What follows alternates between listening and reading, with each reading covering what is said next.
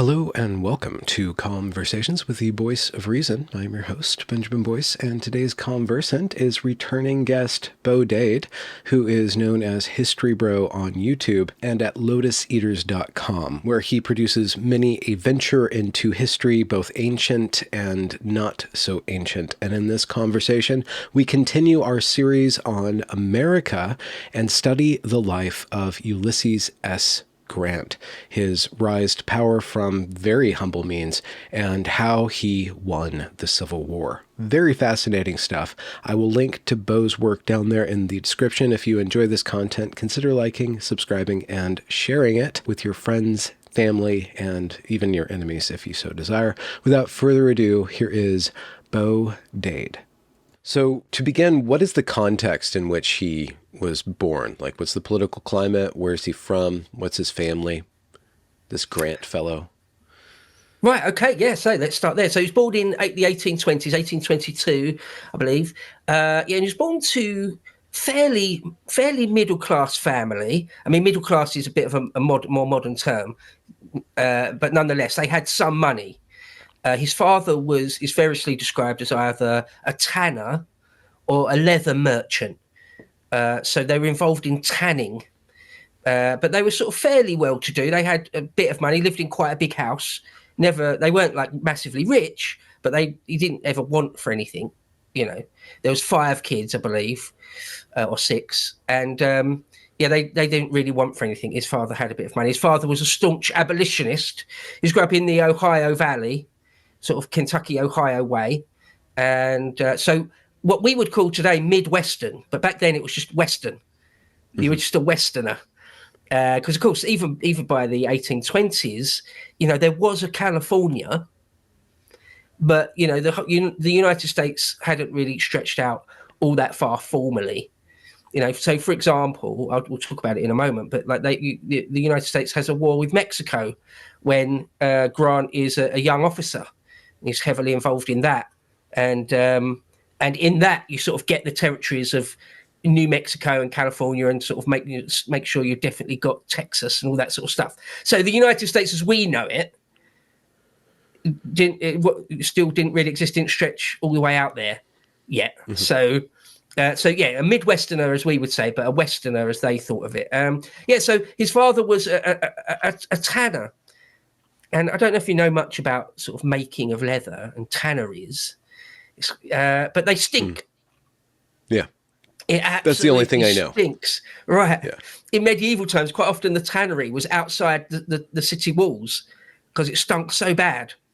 And Grant said some of his earliest memories are just the stink of it. His father bringing home the stink, like tanners, even in the 19th century, like you could wash and wash and wash apparently, and you still sort of smelt of it. And one thing Grant knew is that he didn't want to do that. He didn't want to be in the tanning game. But his father sort of owned a shop and all sorts of things. So they had a bit of money. But then when he came of age to sort of teens, when he has to sort of decide what he wants to do, his father, who sort of was friends with the congressman and stuff, and vague acquaintances of the senator and things, he managed to get Ulysses S. Grant. In fact, I'll just say his name is Hiram. His name is Hiram Ulysses Grant. So there was a kid from Georgetown where he was living, had got thrown out of West Point. So there was a spot, one free spot. It's quite hard to get a spot in West Point. And his father had become aware of this and asked the local congressman, see if his son could get that spot. And he got it. And apparently, and like Ulysses Grant is like 14 or 15 years old, 16, I think, about 15 or 16.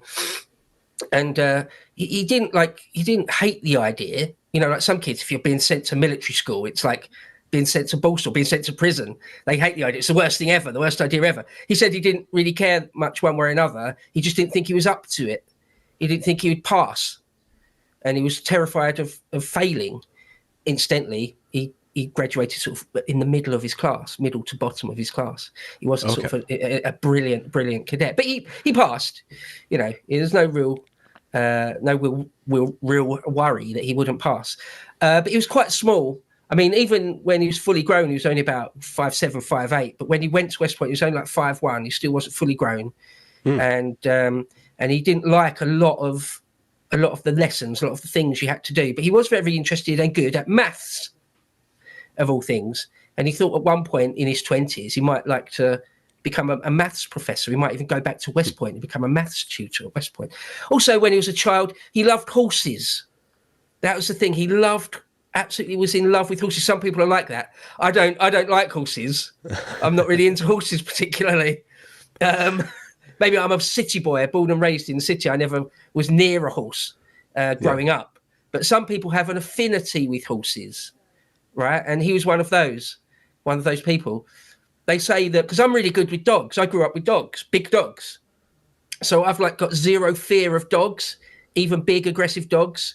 I could just do that thing of sort of exude sort of the alpha in the room when there's a big aggressive dog. I've sort of got that gear to go into. I can't do it with horses. People say that's what you do with a horse. You just exude that you're the master, and the horse just obeys. Well, I've never been able to do that with horses. They're too big and scary. I'm too aware that they could crush me. They could kick me in the jaw and knock my head off, or fall on me and actually crush me. So I could do it with dogs, but not with horses. Anyway, they say that Grant had that magic with horses, that sort of quiet, absolute authority. Anyway, he had that, and it works as well with men, apparently, in armies. So, sorry, go on. You're just gonna say something. What was the purpose of the U.S. military at that point? Could you get us in the headspace? Like, what it was? I guess defend the territory.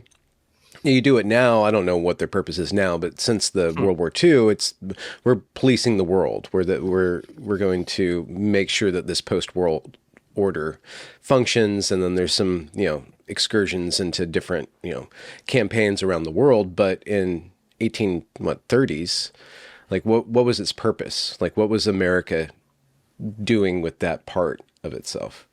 Yeah, good question. I mean, you're absolutely right to talk about World War II. From before World War II and after World War II, the US military and US foreign policy are chalk and cheese, right? Ever since 1945, it's been, we're going to dominate the world, like full spectrum dominance sort of thing. Yeah, that wasn't the case until after World War II. So back in the early first half, anyway, of the 19th century, nothing of the sort.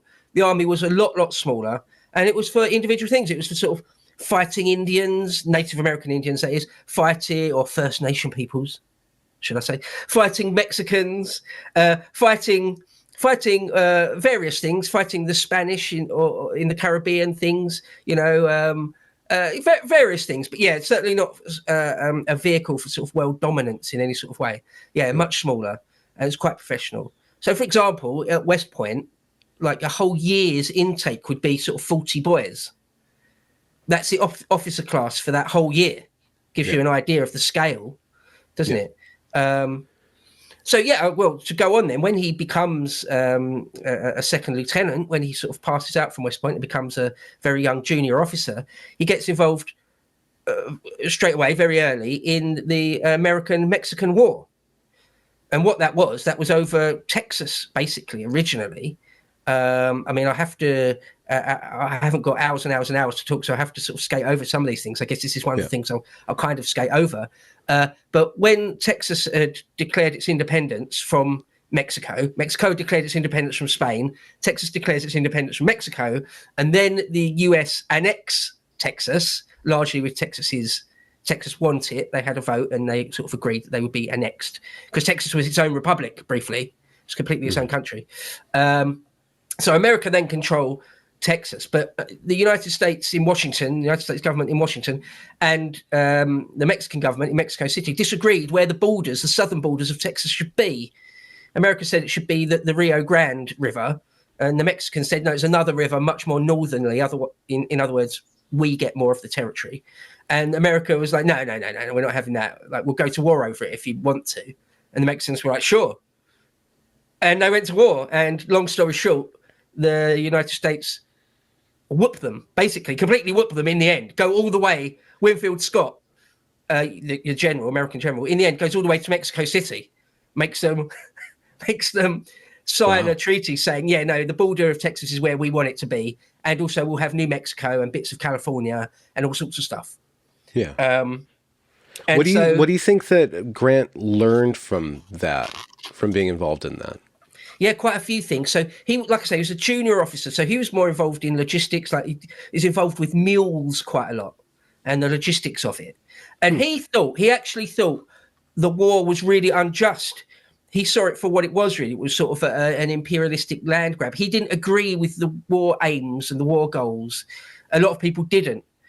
He thought it was like a bit out of order, really. He thought it was, might is right, sort of the big boy throwing around its weight and bullying its way around sort of Mesoamerica.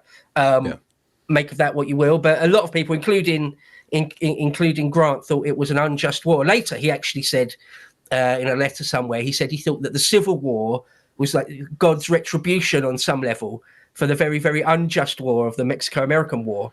But anyway, that's a very, very small detail. Yeah, he didn't like it. He didn't like it at all. But he did show himself to be brave. So, for example, even though he wasn't really in the front lines very much, whenever shooting started, he just sort of went straight to the scene, like without needing orders or anything. He like wanted to get involved in it. So still this, before World War One, there was still this very romantic idea of war largely. So certainly from people that hadn't seen a lot of combat, that it's glorious and there's honor to be won. So, get involved in shooting and gunplay wherever possible. There's one story where he used his horse, like a very difficult thing to do. You sort of ride right on the side of your horse, right off the saddle on the side. So you use your horse as a shield. And he galloped through some Mexican lines while they were through a volley of shots. Very, very brave thing to do. Could have easily got himself wounded or killed doing that. But he found it sort of boring, really.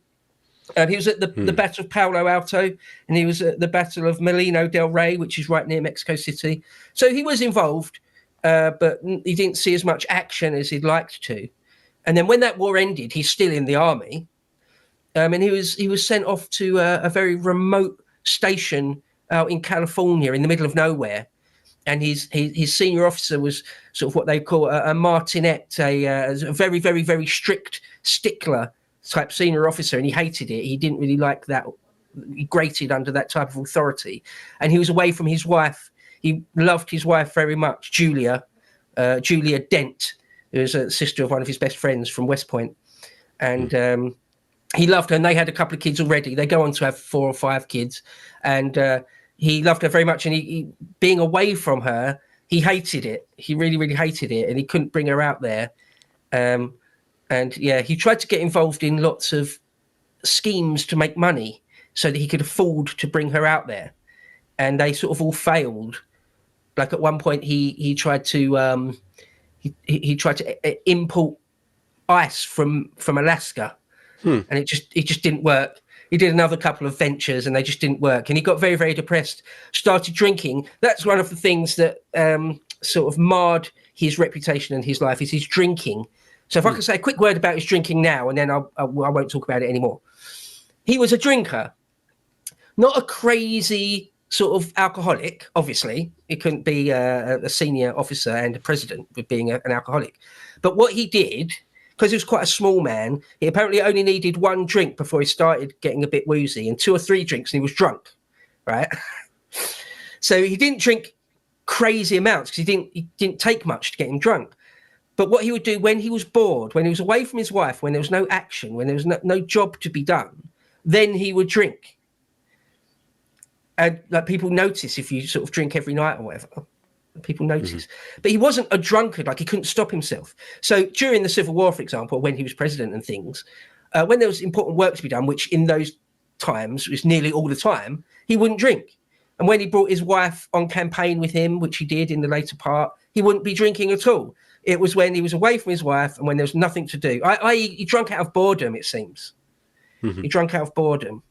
But he got a reputation for being a bit of a drinker. So people that were his detractors, and he had them, his like sort of political enemies, they would just call him a drunk and stuff. And so, yeah, he had a bit of a problem with the old booze. But it wasn't in the scheme of things all that bad, I don't think. Yeah. How did the California being stationed out there like shape him? What did he end up? I guess you said he's doing entrepreneurial work. He's pining for his wife. Does this kind of shape him, or is it kind of just a detour? He's just kind of stuck. And how old is he at this point? He's in his early 20s at that point. Yeah.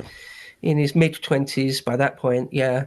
And he doesn't like it. Well, he gets depressed. He drinks out of depression, starts drinking out of depression. He sends letters home saying, all I want is to sort of be with you and see our boys. He had a couple of sons by that point. And at one point, she sends him a letter. It's quite sweet, really. And she does a little sketch of their son's hand on the letter, like drawing around his hand. And he carried it with him at all times and would show it to anyone and everyone. He was just, he was in love with his family. Right? There's some people that's not like Churchill's father, hardly ever saw him, didn't care about his family and stuff. But some people, most people these days are like that, aren't they? They're genuinely a family man. And so, he was depressed. He was depressed. And he says to her in letters, I think I'll get out of the army when I can, in a couple of years or whatever, as soon as I can, really, once my commission is over. I'm going to leave the army and I'll go into business and I'll start making money that way. But I am terrified of poverty. He says, whenever I think about leaving the army and i.e. a regular wage, I start getting sort of waking nightmares of living in poverty. So his dad, Grant's dad, was sort of had some money, and her dad had some money. Her dad was a slave owner. They were from Kentucky. They were from a slave state, and he had like 20 odd slaves. Again, not massively rich, not a giant plantation or anything, but he was a slave owner. In fact, when they got married, Grant's dad refused to go to the wedding. He says, I like her. She's fine. I've got no problem with her, but I'll have no truck with her family, because his father was a staunch abolitionist. In fact, his father had known, or his uncle and stuff had known John Brown. Do you know, have you ever heard of John Brown, the character? No. John Brown was just the most classic abolitionist, the most hardline abolitionist of all time. His story, I won't go into it now, I haven't got time, but his story is very, very interesting about sort of kicking off the war. He got himself hung for trying to start an insurrection in the South over slavery. He sort of tried to invade the South with 20 men. It's completely insane. He sort of immediately failed and he got himself hung. But he went down as a martyr for the abolitionist movement. Anyway. He does. So just mid-20s, California, pining for his wife, using alcohol to deal with that. But it doesn't sound like he's particularly ambitious. Like has he made a name for himself? Does he stand out in any way, shape, or form? Not really, no. Not really, no. A couple of exploits in the Mexico-American War. But no, other than that, no, he's not standing out. No, not at all. Okay. In fact, he's been described as a failure in everything except marriage and war. I love that quote. Because, they're two great things, right? Yeah. Only. Okay. Yeah, right. I'll take that. If I was described like that after my death, I'll take it. So to move the story on a bit, then he does leave the army because he's not happy. He's not happy with it. Yeah. He's not really going anywhere. Yeah, he hasn't been groomed or singled out for higher promotion or anything. Yeah. So he leaves, and he leaves under good circumstances. He doesn't flee or anything. He waits until his contract is up and moves on. Oh, actually, there's a slight shadow over it. People had noticed, senior officers had noticed he was drinking. But it wasn't sort of what we would call a dishonourable discharge, or he wasn't thrown out in disgrace exactly or anything. They were just like, yeah, maybe the military life isn't for you. And he's like, yeah, no, it's not for me. But no, he wasn't thrown out on his ear. And so he tries to make a life for himself. He goes back to his family. He tries to make a life for himself in Civvy Street, being a civilian, and he absolutely fails in everything. He invests it. He manages to have a bit of money and invests it in a business, and it fails. He tries 3 or 4 different things, and they all fail. In the end, he goes to his father-in-law, Julia's father, and sort of asks him to help him. And he owns some land, and so his father-in-law gives him a scrap of land, a farm, and he fails to make a go of that. He calls it hard scrabble farm, he calls it. Apparently farming is very hard. Unless you know exactly what you're doing and you've got a choice bit of land, it is really hard going. And he tried really hard. He built a house from scratch. He built their home from scratch. But hard scrabble just didn't work out. He just couldn't make it pay. So he's not really catching any breaks in life. And now he's in his 30 odd, or he's in his early 30s, and he goes to his father, and he says, look, I've tried a few things. I've failed. Can you help me out? And his father goes, all right, you and Julia and your kids come back to Illinois, where they lived. Galena, Illinois, where his shop was. Grant and Perkins, sort of selling riding tackle and leather things. Come back and you can work. I'll start you off working in the shop, literally just a shop hand. And like your one of your brothers is a partner in the business already, and maybe later, a few years down the line, I'll make you a partner. But come back, I'll sort you out. I'll make sure you don't go hungry, and I'll start you off in the shop. I mean, even before that, at one point he had a gold watch. He owned a gold watch, one of the few valuable things he owned, and he had to pawn it in order to buy Christmas presents for his kids one year. He's in his late 20s, early 30s by this point. So he knows failure. He absolutely knows failure. He has sort of failed in life, not completely, not down and out, not to the point of suicide or anything like that. But he has failed to sort of make a name for himself or make any sort of money or anything like that. So he's sort of gone home, and his father's sort of thrown him a bone. Yeah. He doesn't sound particularly gifted or ambitious. Like he's just trying things. He's just kind of like doing the normal. It sounds like a normal guy. Like he's just a little down on his luck. Just exactly. Yeah. Well, I mean, he was hard work. He was certainly very, very hard working. Like I say, built a house from scratch, made that hard scrabble farm. He tried his absolute hardest. He did try very hard. He certainly wasn't indolent or lazy. He couldn't catch a break, seems to me. I think that's a fair thing to say about Grant's early life. He couldn't catch a break. Sometimes that just happens, right? I went through big parts of my life. It seemed like I couldn't catch a break. It happens. It's difficult. It's difficult sometimes. But then fortune turns. Events, dear boy, events. And then the Civil War breaks out. Okay. And in 3.5, 4 years, he goes from being a nobody. Really, his dad to bail him out, and he's just a shop hand in a tackle shop. He goes from that to the highest ranking officer in the U.S. Army, a lieutenant general. The only other person ever to hold that rank was George Washington. And in 7 years, he's president of the United States. Wait, so he goes from a shop hand to president in 7 years, you're saying? In less than a decade. Okay. Yeah. So how does he... And is a he household particularly name, famous throughout the world. Yeah. He won the Civil War, sort of. Sorry. Yeah. Is he particularly political? His dad's a strong abolitionist. Is he like, writing letters or have strong opinions about politics at all? No, not really. He had opinions, but they weren't really strong. So he was anti-slavery, but not vehemently so, like his father. So, for example, at one point earlier, his father-in-law had given him one slave, to help him on hard scrabble farm.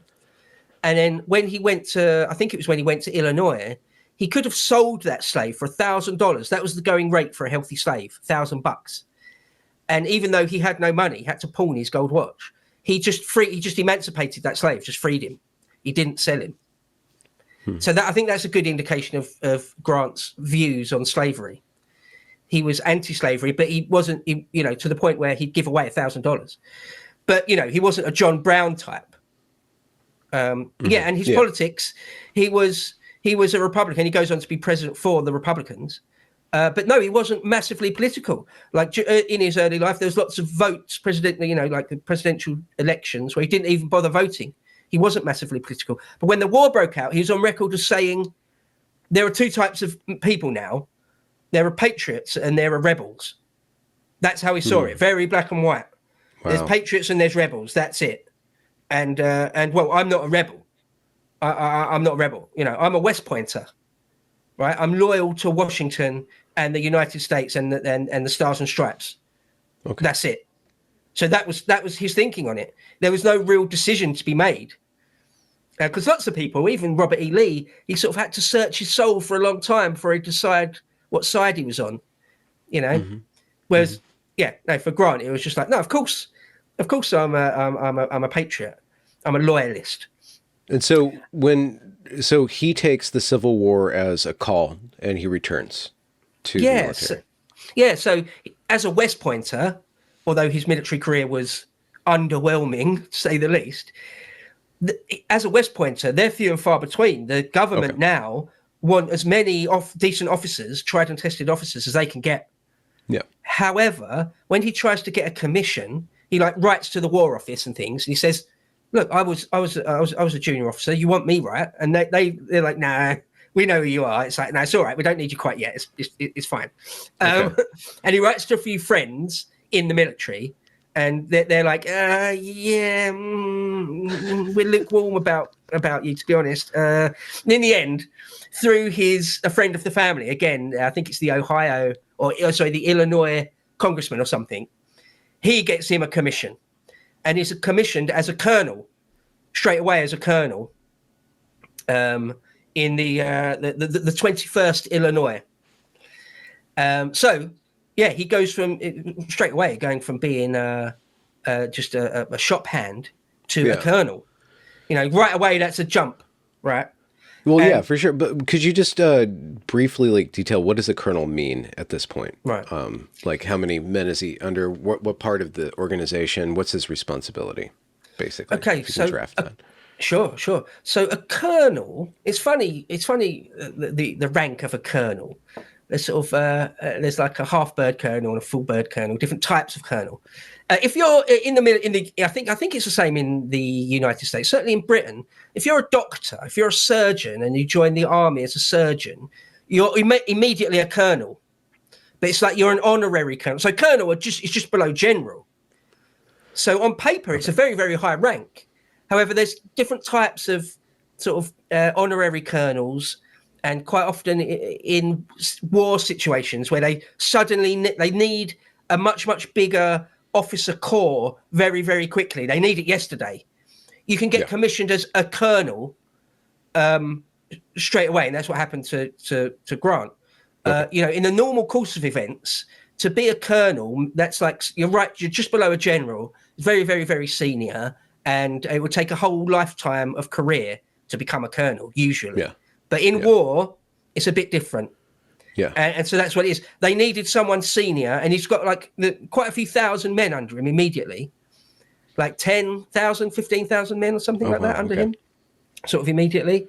And so, yeah, and he starts seeing action. So because he's from sort of out west, again, we call it the Midwest, the middle of America, but then it's just the West, because he's in the army of the West, the army of Tennessee. So he's not involved immediately in all the fighting that happens in the East. So a lot of people might have sort of a low resolution view of the Civil War, is that it all happens more or less on the East Coast or in the Shenandoah Valley, in Virginia, and in Georgia, and in the Carolinas. Well, no, it stretched all the way out to Texas, even California, New Mexico, all the way up to Arkansas occasionally, all the way out up to Kansas and stuff. In fact, I've got a couple of quotes here on that. Do you mind if I read a couple of quotes? Love it. There's really great set of documentaries by Ken Burns, the historian and documentary maker Ken Burns, just called The Civil War. They're superb. In fact, the first video I ever made for History Bro, check out my channel, History Bro. The very first video I ever made on that, like, what is it, 6 years ago, 7 years ago, something like that, was about the Civil War. I'm fascinated by the Civil War, and I borrowed heavily from Ken Burns' Civil War doing that one. My favorite, also different historians are interested in different things, right? Some historians are interested in just war. Some are interested in like sort of socioeconomic things. Some people are just interested in just like trains, the history of trains or whatever. I'm interested in people. I'm interested in people that had interesting lives. I'm interested in the interesting lives. And Ulysses S. Grant, his life is a sort of a standout, interesting life from the Civil War for me. But sorry, just as a digression, to talk about how big the Civil War was, how it spanned all of the United States, really. So Ken Burns has this thing that runs through his documentaries where he talks about how the war was fought in 10,000 different places. So if I can read a couple of different quotes, he said this: The Civil War was fought in 10,000 places: Murfreesboro, Chambersburg, Drainesville, and Old Pelousas, Apache Canyon, St. Augustine, Paducah, and Brandy Station, on the Red River, the Rappahannock, and the Rapidan, across the Susquehanna and the Manguna Hyla. I have no idea where that is. From Mount Ida and Mount Olive to Mount Zion, from Nineveh and Nickajack Gap to New Bern, New Carthage, New Iberia, New Lisbon, and New Hope. From the User Delta to the Chickasaw Bluffs. The war was fought in 10,000 places: at Big Bend, Big Sandy, and the Big Sunflower River, from Bunker Hill, West Virginia, and Blue Springs, Tennessee, from Cairo, Illinois, to Golgotha Church, Georgia, and Christiansburg, Kentucky, at Citrus Point on the Cimarron River, and along Cowskin Bottom, at Pebble Run and Logretta Pass, and at Gettysburg. And one last quote here. He says, the Civil War was fought in 10,000 places, from Val Verde, New Mexico, to Tullahoma, Tennessee, to St. Albans, Vermont, Fernandina on the Florida coast. More than 3 million Americans fought in it, and over 600,000 men, 2% of the population, died in it. American homes became headquarters. American churches and schoolhouses sheltered the dying, and huge foraging armies swept across American farms and burned American towns. Americans slaughtered one another wholesale here in America, in their own cornfields and peach orchards, along familiar roads and waters with old American names. In 2 days at Shiloh on the banks of the Tennessee, more American men fell than in all previous American wars combined. At Cold Harbor, 7,000 Americans fell in 20 minutes.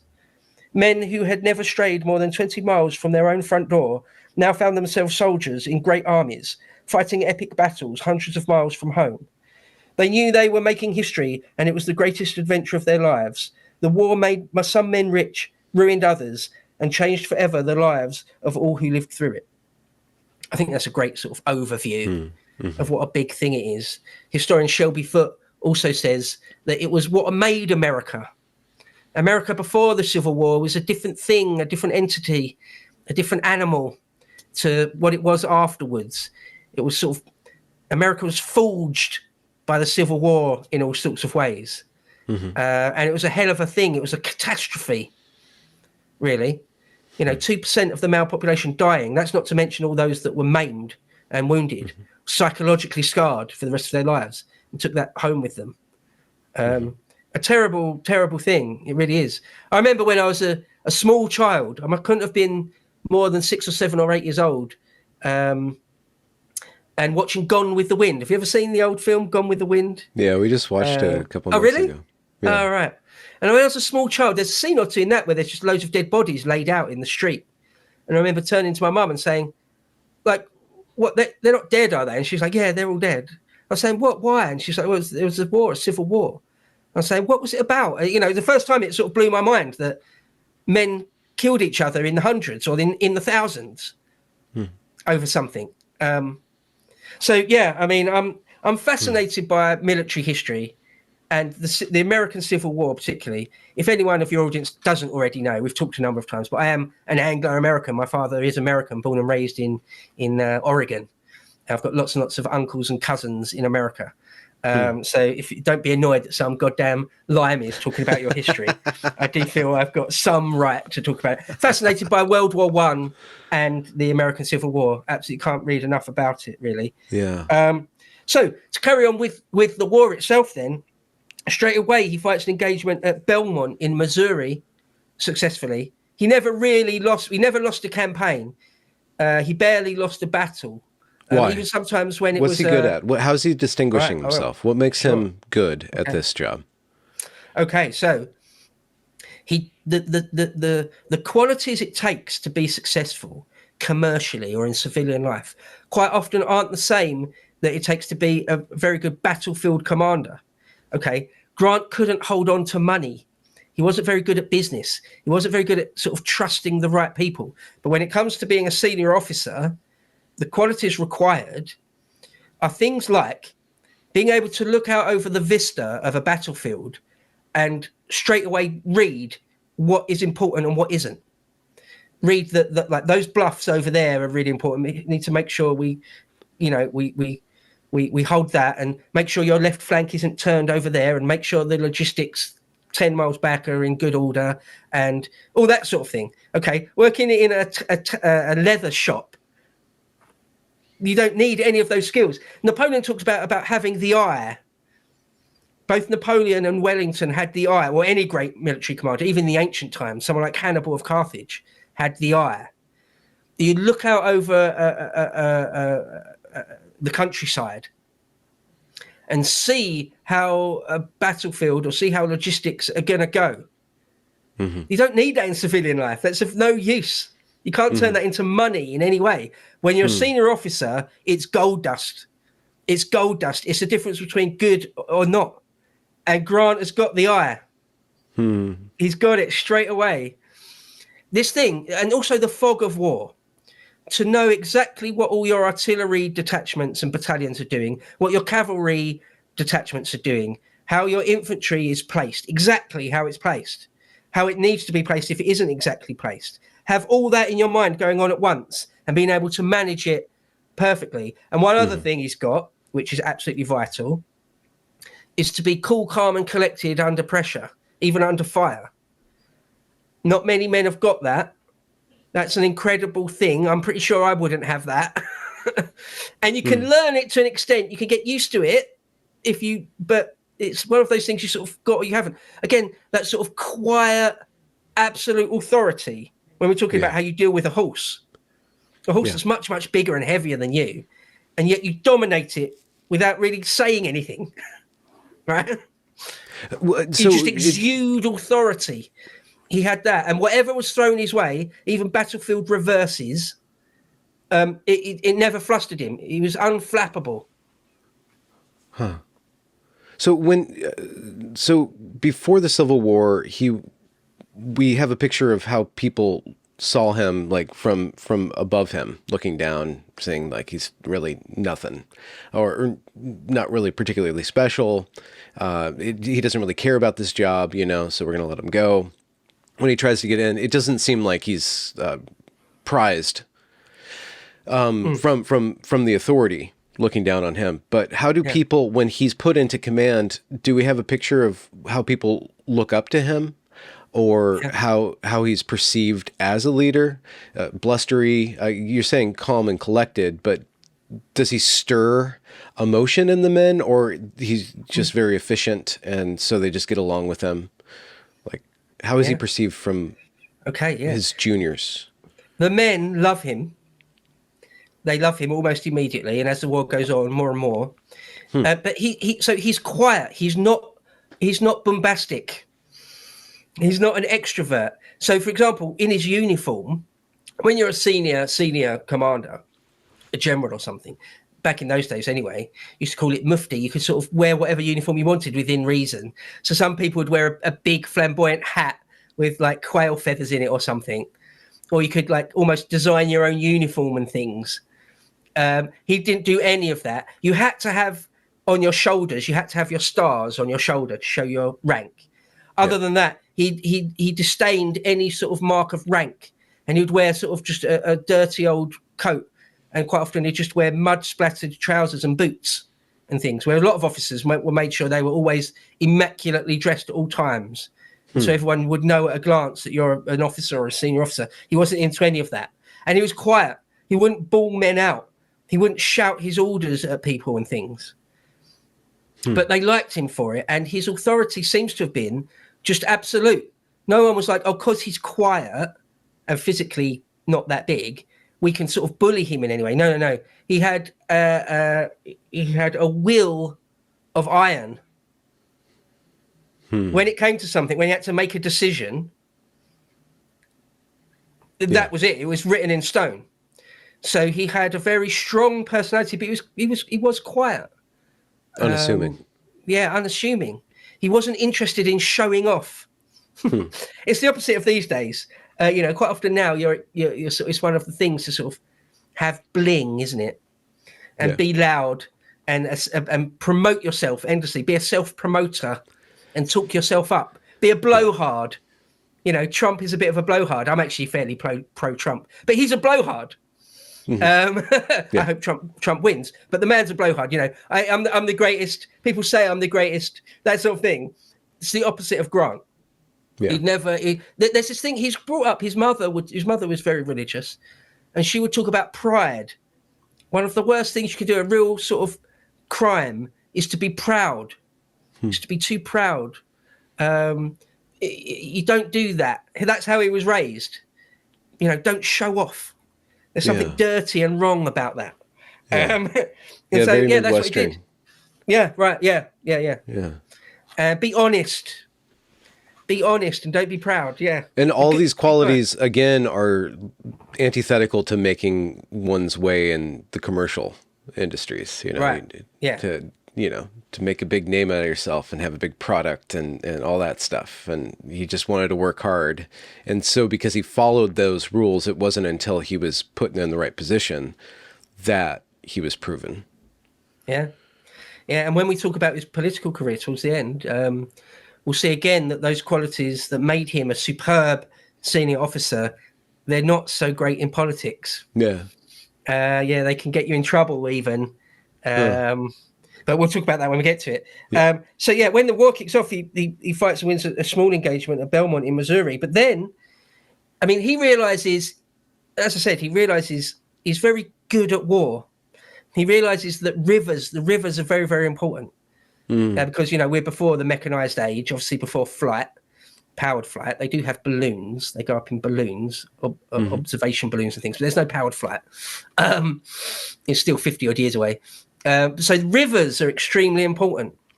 Who controls the rivers is extremely important. The Tennessee, the Colorado, the Mississippi is a big one. If you could cut the Mississippi, if the Union can get complete control of the Mississippi River, they sort of cut the Confederacy in half. Everything to the west of the Mississippi, they can sort of mop up, and the Confederacy is cut in half. And so he fights and wins a couple of big engagements at Fort Henry and Fort Donelson. Now, at Fort Donelson, this is where he sort of comes on the stage, really, where he becomes sort of a well-known name, because in the first portion of the Civil War, the Union lose a few times. The first big battle at what the South call Manassas and the North call Bull Run, first battle of Bull Run, the Union lose. And they lose a few more times. And so their first big victory is at Fort Donelson, where Ulysses S. Grant gives them a victory. Just quickly, I was going to say earlier about his name. His name is Hiram Ulysses Grant. But when he went to West Point, there was just a clerical error, and it went down as Ulysses S. Grant, which isn't really his name, but he went with that for the rest of his life. And where his initials are US, at West Point, people called him Uncle Sam Grant, just US Grant, Uncle Sam Grant. And so from then on, people that knew him, his close friends, actual real friends, called him Sam. So his real name is Hiram. His actual name is Ulysses, but everyone called him Sam. Anyway, that's an aside. Okay, so he wins at Fort Donelson, and when the Confederate commander sent a message saying, okay, all right, we give him, what are your terms of surrender? You're going to let some of us go, you're going to let me keep my sword or whatever. And Grant writes back going, no, it's unconditional surrender. I've got you beat. So it's unconditional surrender, nothing else, that's it. And the guy had to accept that. He said they're very ungallant terms, they're very unfair terms, but okay, I've got no choice but to accept. But back home or in the East, on the East Coast, people loved it. They called him Unconditional Surrender Grant. That was one of his nicknames for a while, at least. U.S. Grant. Okay. Yeah. So that's the thing. And it's one of the first victories. Like he got 12,000 Confederates surrendered, 12,000 Rebs surrendered at Fort Donelson. So it's quite a victory, really. But it's out in the West, so it doesn't affect. It doesn't affect all the war in Virginia or anything, which is sort of arguably the main theatre of war. So after that, moving on, because I've realised we've already been going for bloody hell, 45 odd minutes or more. So to move on, the next big battle that happens that he's involved in is Shiloh. Now, the Battle of Shiloh is a terrible one. It's a really, really terrible bloodletting. I mean, it's on the scale of the Napoleonic Wars. It's not far short of a World War One battle. Loads and loads of guys get mowed down very quickly at Shiloh, and he's involved in it. He's in command at Shiloh. He's moving through the countryside, and the Confederates attack him, sort of out of nowhere. He's not ready for it, and he has to ride up and down the line personally, rallying all the men. And I think he gets a horse shot out from him, or he gets very nearly shot a couple of times. He's in the thick of it. He's actually on the front lines, which he isn't for quite a lot of the Civil War. Quite a lot, he isn't actually, right up there in the middle of it, like Jeb Stuart or someone. But here he is at Shiloh. At least on the first day of Shiloh, he is. After the first day, they lost so many guys that it looked like it was going to be just a massive defeat. It looked like they was just going to have a massive defeat. Yeah. And William Tecumseh Sherman, who's his second in command at this point, goes on to be a very important figure in general in later in the war. We'll talk all about that. But at this point, he's Grant's second in command. They're a great double act. They're a great double act and very good friends. And at one point, Sherman had sort of lost his mind. He'd almost gone mildly insane. And Grant had stood by him and made sure his reputation wasn't completely destroyed. And when Grant got in trouble for drinking, Sherman had stood by him and made sure his reputation wasn't completely destroyed. Anyway, they're the closest of buddies, and a great double act in actual military terms, strategic and tactical terms. And after the first day at Shiloh, after thousands of guys had died, Grant's sitting under a tree, just sort of thinking about it. And Sherman comes up to him and said, "We've had the devil's own day, haven't we?" And Grant is supposed to have said, "Yep, we'll lick 'em tomorrow, though." So it's very sang-froid. It's very sort of cold. It's very sort of, how to say it? It's, again, a quality you need in a modern war, an industrial war, where it's like, thousands of men have been mowed down, and we're going to do it again tomorrow. Yeah. And we're going to win. How about that? That's exactly the right mindset you need, unfortunately. Yeah. It's terrible, but that is the right way of doing it. Otherwise, you wouldn't be able to do the job. Otherwise. Yeah. Wow. After the second day, when they did push the Confederates back, the Confederates didn't expect them to counterattack the next day. We just served them up a massive defeat. They're not going to attack us. But Grant did. And he's famous for doing that sort of thing, and again, and eventually won the day at Shiloh, a great loss. And afterwards he said, quote, "I saw an open field in our possession, so covered with dead that it would have been possible to walk across the clearing in any direction, stepping on dead bodies without a foot touching the ground." So a charnel house, a scene of horror, really, a shambles, terrible, terrible thing, including both sides, something like 24,000 casualties over 2 days.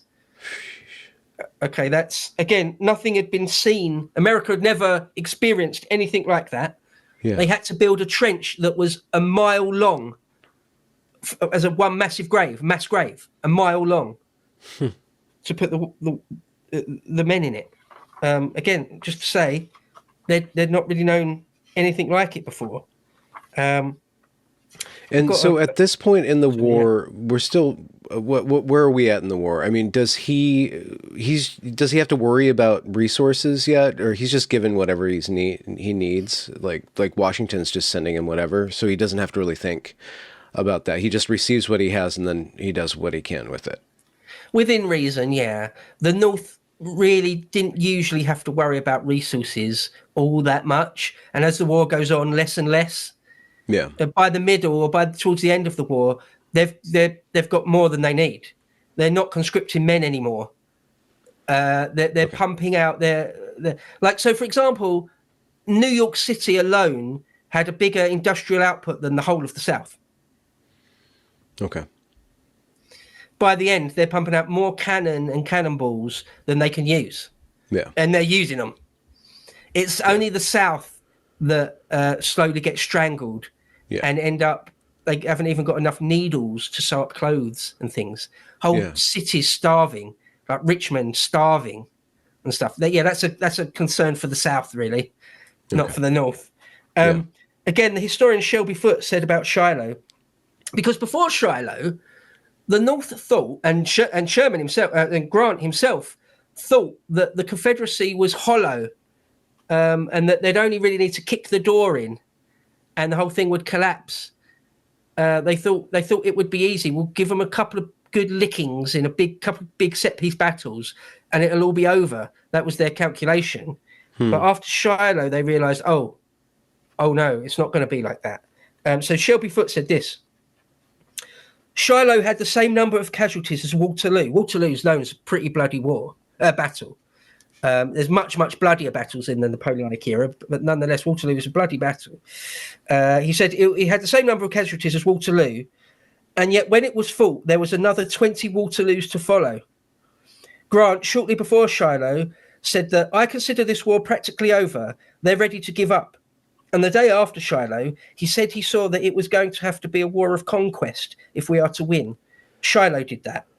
And it sobered the nation up something awful, to the realization that they had a very bloody affair on their hands, and it called for a huge reassessment of what this thing was going to be. Okay. Yeah. Does he, is that what kind of pivots him to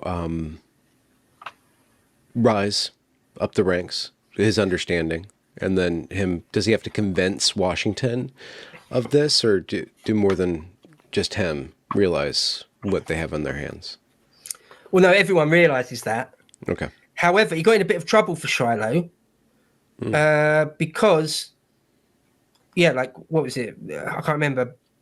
12,000, 13, 14,000 casualties on their side, that they'd never known anything like that before. Yeah. And they were like, whoa. What did you do? Yeah, what did you just do? It's like I won the battle. I did the best I could have done. But they were like, so he had an enemy. General Henry Halleck was his enemy in the army. Halleck was above him, a more senior general. Yeah. And he was sort of jealous of him.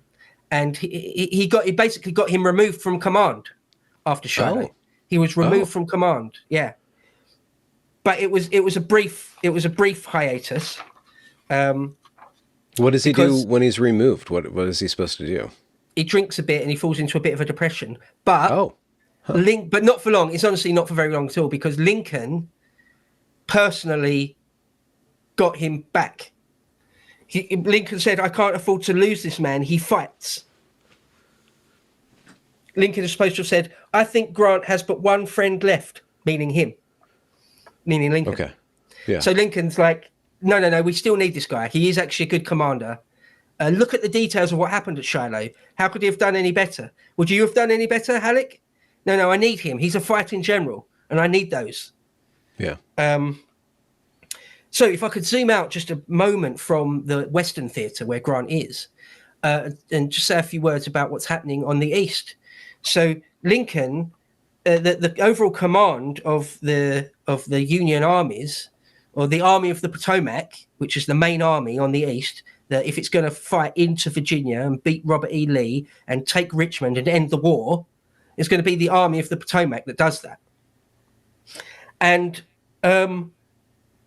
it had a problem with senior leadership. First of all, they'd had Winfield Scott at the lead, but Winfield Scott was very old and he was so fat he couldn't really get on a horse. They called him Old Fuss and Feathers, and he was just a bit past it. So he replaced him with General Halleck, who also wasn't all that good. And then he replaced him with another guy, Irving McDonnell. And then they replaced him with a younger general called George McClellan. Now, I could talk all about this for an hour, but the very, very, very, very short version of it is McClellan whipped the Army of the Potomac into great shape, like 200,000 men, 250,000 men. He whips them into great shape, makes a professional, brilliant army out of them, marches them down into Virginia, almost up to Richmond, pretty much in sight of Richmond, and then is stopped by the Confederate armies and Robert E. Lee, and then he bottles it. He loses his nerve. And he sends back to DC, and he says, I need another 50,000 men. I need another 100,000 men. And Lincoln's like, no, just push on, just finish it. You've got to do it. Like, you've got to not worry too much about the casualties. It's going to be horrible and bloody. It's going to be a horror show, but you've got to do it. That's the nature of the game. Do it. And McClellan's like, no. And he retreats from Richmond. And so McClellan didn't have the ire. We talked about the ire. He didn't have the killer instinct. And so that's what's going on in the East. to mention that. Okay. Concurrently. Yeah, all that's happening concurrently. Yeah, with what's going on. So let me just find my notes here. Right. So the next big thing that happens, as far as Grant is concerned, is Vicksburg, the battle and siege of Vicksburg. So on the Mississippi River, there's a bit in the Mississippi River that bends round in almost a horseshoe, almost like a very, very tight turn of the Mississippi. And on one side, the eastern side of that, there's some big cliffs, big bluffs. And on top of that sits Vicksburg. And there's all marshes all around it as well. And it's like it's sort of a very almost impossible position to take. The Confederates hold it and the Union want to take it. However, it's the key, they thought of it correctly, as strategically the key to the Mississippi. We can't take and hold the Mississippi River without taking Vicksburg. It's absolutely vital. Lincoln said, without that key in our pocket, we can't win. And so with Grant back in charge of the Army of the Tennessee, he's forced with taking it. He's charged with taking it. Because once they hold the Mississippi, the Confederacy will be cut in half. Yeah. And then they'll be able to probably dominate the whole Mississippi Delta, and just strategically the whole war is going their way if they can take Vicksburg. It's just that important. But now he has got his detractors though for what happened at Shiloh, and how lots and thousands of men start dying in the campaign to take Vicksburg. The Cincinnati Commercial, a newspaper, said of Grant, he said that our noble army is being wasted by the foolish, drunken, stupid Grant. Grant will fail miserably, hopelessly, eternally. Now, he's proven to be wrong in the end by that, of course. But yeah, I've got a couple of other quick quotes just to say about how some of his detractors thought about him. A very famous chronicler, a Confederate woman called Mary Chestnut, who wrote lots and lots of diaries that lots of historians and documentaries always quote Mary Chestnut because she chronicled the war so well. She said of him, Grant doesn't care a snap if men fall like the leaves fall. He fights to win, that chap does. He has the disagreeable habit of not retreating before irresistible veterans. Another man, a Union soldier who watched him, this is much later in the war, this is towards the end of the war, but he observed this, quote, he keeps his own counsel, padlocks his mouth, while his countenance indicates nothing. He gives no expression of his intentions. Gives no expression of his feelings and no evidence of his intentions. He smokes almost constantly. He loved cigars. He smoked between 10 and 20 cigars a day often. Ultimately died of throat cancer, but we'll get to that. And he has a habit of whittling with a small knife, cutting a small stick into small chips, making nothing. And Mary Lincoln, Abraham Lincoln's wife, said, Grant is a butcher. He is not fit to be at the head of an army. He loses 2 men to the enemy's 1. He has no management, no regard for life. I could fight an army as well myself. End quote. Grant's wife and Lincoln's wife hated each other, or rather Grant's wife hated Mary Lincoln for saying rude things in public about her husband. So he had his detractors, but having said that, the men loved him. They loved him. When he would ride along their ranks, they were just in an awed silence. His officer corps loved him. They were like, he's the man we need. He's exactly the man we need. Okay. Lincoln was a fan. Lincoln knew he's not this George McClellan. This George McClellan was a show-off and a blowhard a bit and wouldn't do his job properly. Yeah. Grant did his job properly and didn't complain. Wow. Okay. So vicious. Yeah. It is brutal. The absolute disregard for human life that's necessary for this, it's just insane, I wonder, does he crack ever to just kind of like skip ahead or anything? Does he express like how much death he caused and was involved in? Yeah, no, he's haunted by it. He's absolutely haunted by it. The idea that he didn't care about men's lives is just wrong. Yeah. He cared about it massively. He was sort of one of those quiet people. He doesn't wear his heart on his sleeve, but yes, he absolutely cares about it. He's haunted by it.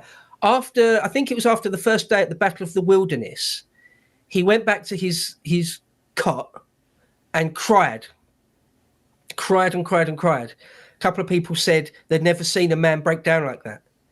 Next morning, he was up and ready to go, a man of steel again. That's what it took. That was the right way to be. That was the only way to be. It's the only way to do it.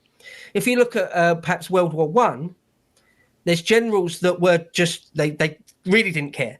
Von Falkenhayn, a German general in World War One at Verdun, he was like, yeah, we'll bleed them dry. Yeah, we'll butcher 300,000 Frenchmen. Yeah, good. Yeah, no, I'm not going to lose a wink of sleep out of it. Sherman, Tecumseh Sherman said, what people said, when you march through Georgia and the Carolinas, just burning normal people's farms down and stuff, didn't you feel bad about that? It was like, no, it was what needed to be done. No, didn't lose a wink of sleep over it. Mm-hmm. One of Wellington's brigadier generals, was it? I can't remember if it was Picton. At one of the great sieges, I think it was the siege of Badajoz in the Peninsula War in the Napoleonic era. There'd been a great siege, and they spent 2,000 or 3,000 men's lives trying to break this wall down and get in it.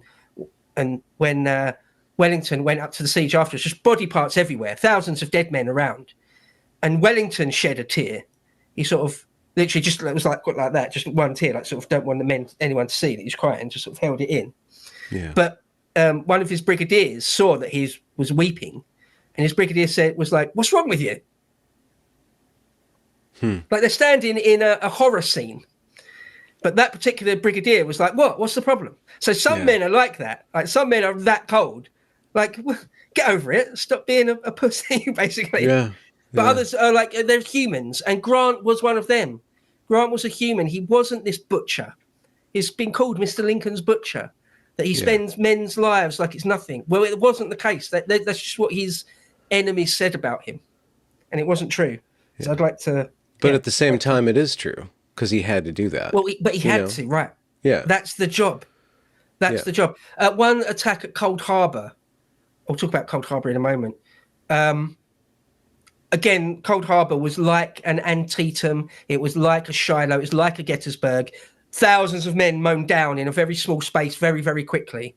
Sort of as horrific as it gets. Something like World War One. And he said after that, that was a mistake. He admitted that was a mistake. That was the worst thing ever. He would admit it on occasion. A lot of these generals never would. A lot of World War One generals would never admit that the 17th offensive that ended in complete failure, that it wasn't a good idea in hindsight. Mm-hmm. Well, at least occasionally Grant would. Mm-hmm. So he's actually very human, although being, very stoic and quite cold. Yeah. He was human. So at Vicksburg, just a montage to it very quickly, he did a great thing. He tactically, he decided he'd give up his lines of supply and he'd cross the Mississippi just as an entity, go deep behind enemy lines without his supply logistic routes and live off the land. And that's what he did. He sort of fought his way, sent some of the Navy down the Mississippi to run the gauntlet past Vicksburg, get a load of his men south of Vicksburg across the Mississippi. And there was lots and lots of disease from death because it's like malarial swamps and things. And he took Jackson, Mississippi, and then eventually took Vicksburg. There was a big siege. A lot of the siege works look a bit like World War One, or like a steampunk version of World War One. Lots and lots of trenches and counter trenches and stuff. A 19th century version of World War One almost. And it took quite a while. It's like the siege of Vicksburg in the end was like 47 days. That's quite long. In the end, 30,000 rebels surrendered in the end. So although it was bloody, there were many battles leading up to it. There's 5 different battles leading up to it. At one point in the middle of it, he goes on a drinking bender. At one point in the middle of the siege of Vicksburg, there's nothing happening, and then nothing is going to happen for a few days. So, and he knows that. So he goes off and gets like really drunk one night. But then that's it. So it's like a binge drinker one time. but people say he's a drunkard. Well, not really. And he's not a drunk. He's not an alcoholic. Anyway. Wow. So, but even though it's really bloody Vicksburg, again, he has served up a victory, though, a really key one. The key to the Mississippi is now in the Union's hands. So Mr. Lincoln is extremely happy with him. I'll have to montage through a bit more here over the next... Can I ask a side point? What happens to the surrendered soldiers, the prisoners of war? What does the Union do with the Confederates, the 30,000 men that surrender? Good question. Yeah, they're taken into captivity and treated reasonably well. Again, that's a chalk and cheese thing. If you're a Yankee, if you're a Northerner and you get captured by the South, you're in a world of hurt. You're in a world of pain. Not that they would torture you or anything, but you're going to be put in a prisoner of war camp where you might starve to death. Yeah. There's a big one at Andersonville. Andersonville ended up looking a bit like Bergen-Belsen when it was liberated. Everyone's skeletal, starving to death. Yeah. Well, because the whole South is starving to death. Yeah. If the normal people are starving to death, prisoners of war aren't going to be top of the list. Okay. But if you're a Southerner that gets captured by the North, you're going to be a prisoner of war, but you'll be all right. You'll essentially be all right. And they take loads of prisoners. Both sides take there's got to be this whole infrastructure of feeding and housing these thousands and thousands of men. Do they ship them off to the West so they don't have to worry about them? This is a whole other conversation. We have to get into it. I'm just thinking about that. Yeah. Both sides take tens of thousands of prisoners. Yeah, it's a whole thing. Yeah, it's a massive industry. Yeah, a whole side of the human side of it that rarely gets talked about. As for black slaves, though, as for anyone that's black, a freed slave, anyone that's captured by the North, there's a whole thing to be said about that. Originally, the North, it was their policy not to put them to work. They'd be free. If you got to the North, you'd be free, but they wouldn't put them to work, and they wouldn't make any black-only regiments. Well, about halfway through the war, or after the Emancipation Proclamation in '63, they decide, and Grant is a big advocate for this. No, let's put them in the army, and even if they're not frontline combat troops firing rifles, make them logistic troops, make them work for us, and they worked well, as you can imagine. Yeah, they want to see the end of the Confederacy as much, if not more, than anyone else. There's a whole book's written about that. Yeah, that side of things. And Grant was one of those people that said, "No, we can use them. It's wasted if we don't use them because they want to work. They want to work, and they can be useful." So that's the whole thing. Next big things in the war in the West. There's big battles at Chattanooga. Big battle at Lookout Mountain. Another one at Missionary Ridge. Again. Whole documentary is just about these things. Lookout Mountain was a good one. After Grant had liberated Lookout Mountain, it was so picturesque that everyone from the North would want to go there and have their picture taken because photography is relatively new at this point. They want to go to Lookout Mountain and sort of look out over the landscape sort of stoically and have their portrait taken at Lookout Mountain. There's a famous picture of Grant at the top of Lookout Mountain. And it's after this, I have to quickly cut away again to McClellan in the East. He's just failed now. He's just absolutely failed. He's not doing it. Lincoln's saying, you've got to go and take the war to them. And you've got to stop Robert E. Lee and various other generals, James Longstreet, various other Confederate generals. They keep bouncing across the border into the North and winning battles. It's embarrassing, dude. Like, you got to go and smash them up. You've got to do it. And McClellan was like, no. He just sort of wouldn't. And in the end, Lincoln removes him from command for the second time. So the overall commander of the Potomac, who would be the overall the most senior battlefield general, he's gone through like 7 of them. If I list them real quickly, he went Winfield Scott, Henry Halleck, Irvin McDowell, George McClellan, John Pope. He went back to George McClellan again, Ambrose Burnside and Joseph Hooker. And none of them are getting the job done. They all say things to Lincoln like, I just need loads more men. And they don't really. The Confederacy's always outnumbered. It's always losing in the war of materiel. Yeah. Like, you just need a guy that's got the guts to do it. Yeah. So after Joseph Hooker and after Vicksburg, Lincoln promotes Grant to be the overall head shed, the overall CO. And Okay. he's made a lieutenant general, which weirdly is more senior to a major general, because usually a major is much more senior to a lieutenant general. But for some reason, lieutenant general is more senior to major general.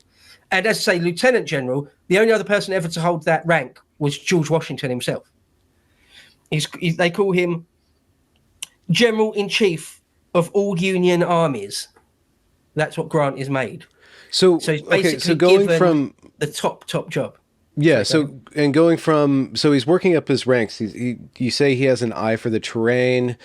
Then he's getting better at like doing bigger and bigger campaigns. Like when he goes to being the head of everything, like how does he go to that level of thinking? Like where is his, I guess he's got a lot of command structure, but where's his stress? You know, he's got to think of logistics, men, and terrain, and all these different battles, and then all these different personalities doing all these different things below him. I mean, it's just an incredibly complex job. How does he handle it? I tell you, boy, see, he was born to do it.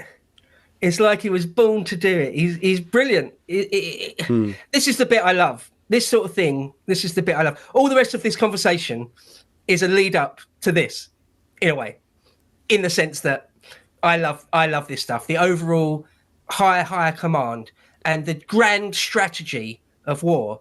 I love that stuff. We talked before about different historians like different things. I love grand strategy stuff. Yeah. And it was like he was born to do it, because where this McClellan had been, and others, Hooker and Burnside, they'd not really been cut out for it. They'd not really known exactly what to do. They'd been swamped by it. They'd been crushed by the responsibility. Yeah, like he had, what is it, over 500,000, 535,000 men, the biggest army in the world at that point, easily. By far the biggest army in the whole world is the Union Army at this point. And and Grant is not crushed by it. Like I said, it's like he was born to do it. He sits down with his senior staff, of which his old buddy William T. Sherman is one, and he draws up a grand plan. And the grand plan is, look, we've got this massive advantage in men and materiel. Let's use it. Let's make 5 army corps, 5 different armies, and in 1864, we'll attack at 5 different places, all the way from the Mississippi to the Atlantic Ocean, in 5 different places, and we'll smash them, and we'll keep going. And when we get beaten here and there, we won't retreat. We'll keep going, and we'll keep going until we've won. That's the plan. It's pretty simple, really. It's pretty straightforward, really. Mm-hmm. But it takes guts, balls. It takes a sang-froid. It really does. It takes... Yeah, so anyway, that's the plan. Send 5 giant armies across into the South and get it done. I mean, you have to do that. You think about the lives lost and the tragedy of it all. But if you don't end it, it keeps on it keeps on sustaining a tragedy. You either surrender or you win at this point. And Grant's like, well, we're going to win. So we're not going to surrender and we're wasting all this time and effort and money not winning. So you just... That's exactly the calculation. Yeah. No, that is exactly the calculation. Every day this war goes on is a tragedy. Yeah. Sherman said things like, war is hell. And the worse it is for the enemy, the quicker it will be over. Yeah. Yeah. It's as simple as that. I'm going to bleed the South to death. Yeah. And I'm going to do it as quickly and as brutally as I possibly can. Yeah. But at this point, just to back out a little bit, there's no possibility of a truce. Like there's just no, on a political level, the South and the North, like it's going to be one state. Lincoln's not going to let them be their own thing. Yeah, well, it's not even Lincoln. It was both sides. Yeah, there's no question. The leader of the Confederacy, Jefferson Davis. Yeah, there's no, even right in the last days of the war, he refuses to give in. It's only when Robert Lee gives in on the battlefield that Jefferson Davis admits defeat. He will not give in. And Lincoln, yeah, he can't really. He feels politically he can't. Yeah. Well, it's a classic quote from before the war started, but it's a classic quote about the political side of it. Lincoln said, "A house divided against itself cannot stand. I believe this government cannot endure permanently half slave and half free. I do not expect the Union to be dissolved. I do not expect the house to fall, but I do expect that it will cease to be divided. It will become all one thing or all the other." Right? So it's like, no, we've got to do this thing. As bad as it is, I sometimes think of the analogy of a man fighting a big cat. Imagine like maybe a lynx or an adolescent panther. Something like a man could just about wrestle and choke out, right? Yeah. Okay, you've got to choke out that adolescent panther. Yeah, you're going to get cut up doing that. You're probably physically able to do it, but you're going to come out with some scars. You're going to bleed before you've done it. Yeah. But you've got to do it. Like your whole family's life depend on you choking out that panther. Yeah. And there's no way to do it without getting hurt. Yeah. So that's a perfect way to segue into this question. So when Grant ascends to the one in charge, what does he think about his enemy? Who is his opponent? Not like the moral aspect, but like it's him and Lee, right? What does he think about his enemy? What does he are they kind of like comrades in a way? Yeah, in a way. So he met Robert E. Lee once when they were young in the Mexico-American War. Apparently Robert E. Lee didn't remember it. So they met very, very briefly as younger men. But yeah, they respected each other. Both sides actually respected each other highly. And we'll see that when the war comes to an end, exactly the degree of that. They both respected each other as worthy enemies.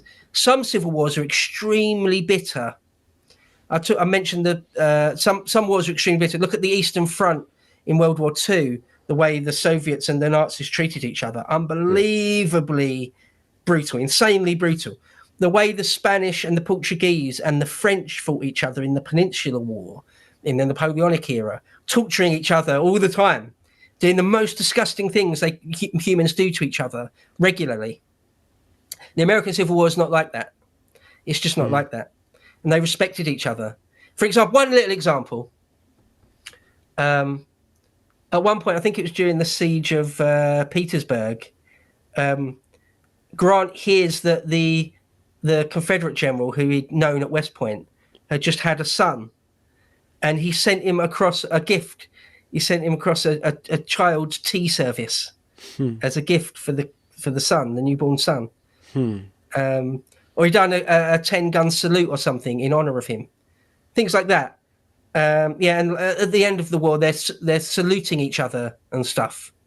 So it's actually there's far, far, far more brutal wars than this. It's all very gentlemanly in the scheme of things. Of course, in the heat of battle, it's as bloody as all hell. But if we just compare and contrast that with the way that the Americans during the Revolutionary War thought of the British were kind of, that's when America kind of separates. When we've gone through the nuance of that, never everybody was just like American, we were really bonded with England, but there's this, you are different than us. And in the Civil War, it's like there is a shared sense of brotherhood, even though it's the bloodiest thing that they could do to themselves.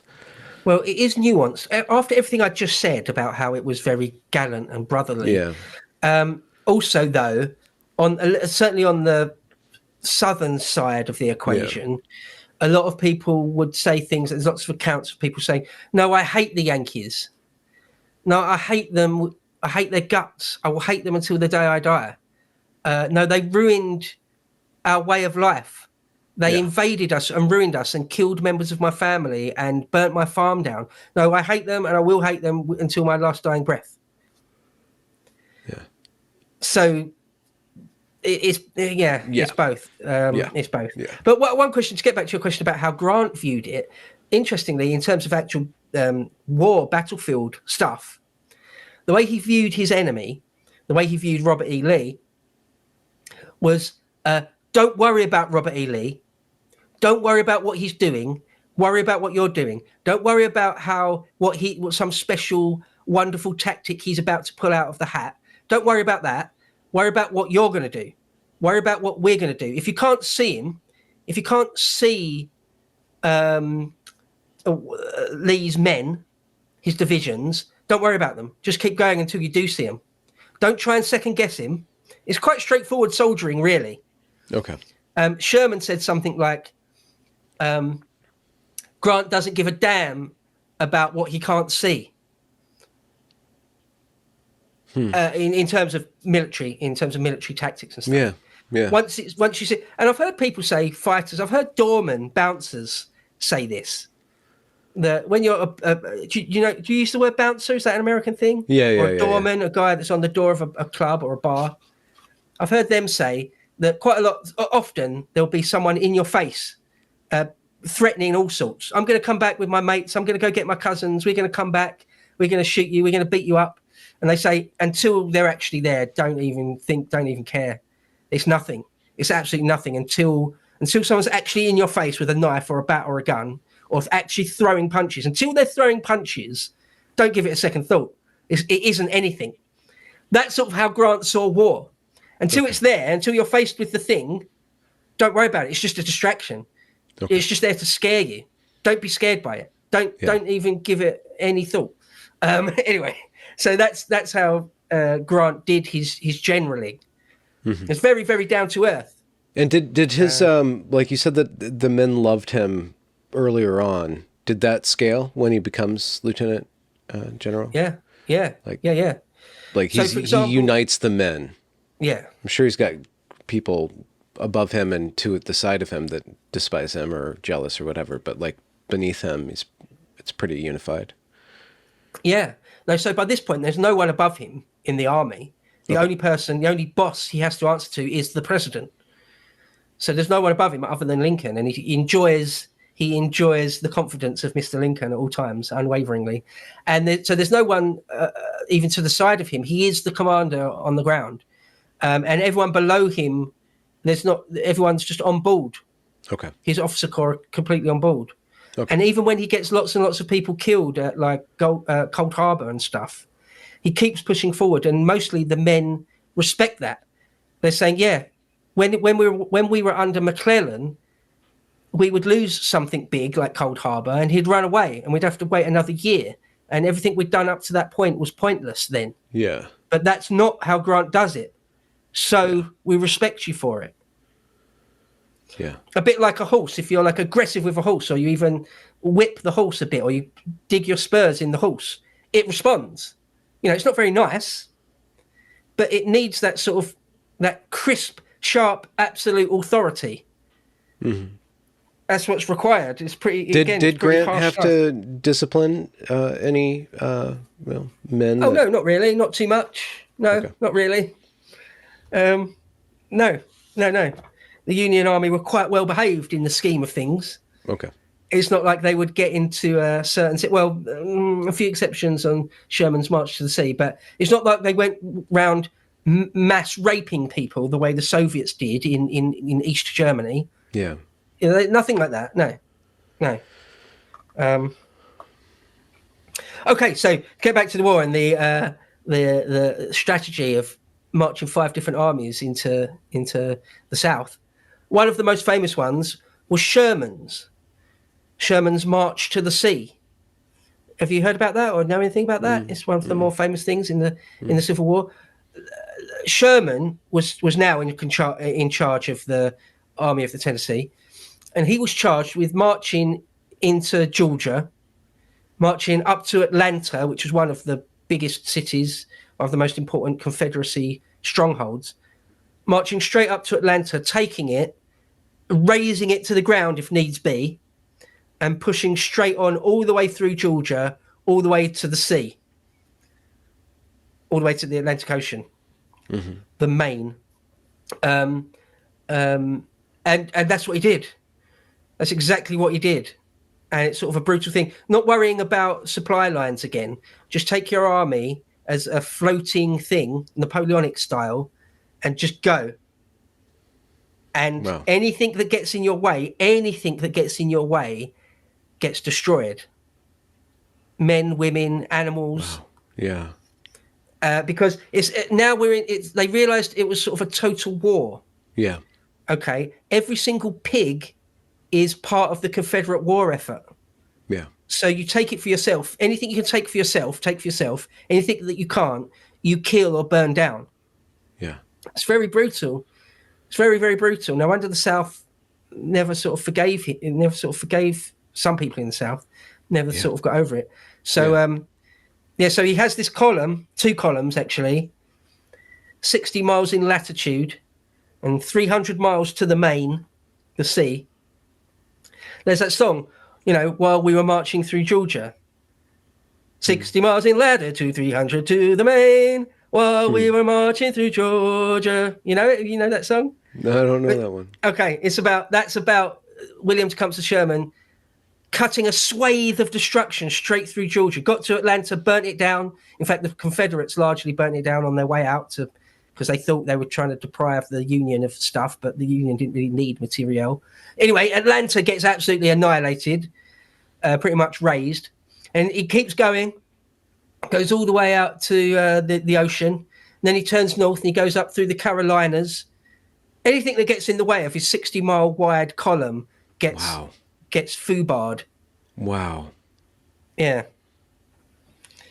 How long does that take? They do it for a year, a little under a year or something. Is it that long? Maybe not quite that long. But I mean, it works. It cuts the heart and soul out of the Confederacy. Yeah. Right. It sort of breaks their will in all sorts of ways to keep doing this. Yeah. I haven't mentioned the Battle of Gettysburg. I won't, because Grant wasn't there. But that happened the year before. That happened in '63, in the summer of '63, and that's where Robert E. Lee had tried to take the war to the north again. He'd gone into Pennsylvania, but he was stopped at Gettysburg, and he sort of threw the dice higher and lost. And after that, the Confederacy never sort of tried to take the war in any grand sense to the Union again. They never sort of ventured into the north again. And so I guess we've got to start going a bit faster through this. Well, so what's Lee thinking this time? Like, what is his calculus towards how much longer he can do this? Right. So after Gettysburg, they knew that they probably couldn't win just outright on the battlefield. So the strategy from the South's point of view after Gettysburg was, what we need to do is just prolong the war for as long as possible, make it look like the North can't win, and then maybe Lincoln won't win re-election, and his rival will win, and then we can make peace with him. Because in the election of 1864, because Lincoln's a Democrat, his Republican rival was none other than George McClellan. And George McClellan had said that if he wins the election, he will make a peace, some sort of negotiated peace with the South. So the South are just holding out for that. Wow. And in that summer of '64, it looks like all the polls say, and it looks like Lincoln could well lose that election because that strategy is working really well. It looks like the North can't, with the best will in the world, no matter how much money and men they throw at this thing, they can't win. Well, then Sherman does his thing and destroys Atlanta and rips the guts out of the Confederacy just a few weeks before the election, and Lincoln wins a landslide. Wow. An absolute landslide. I think McClellan won 3 states.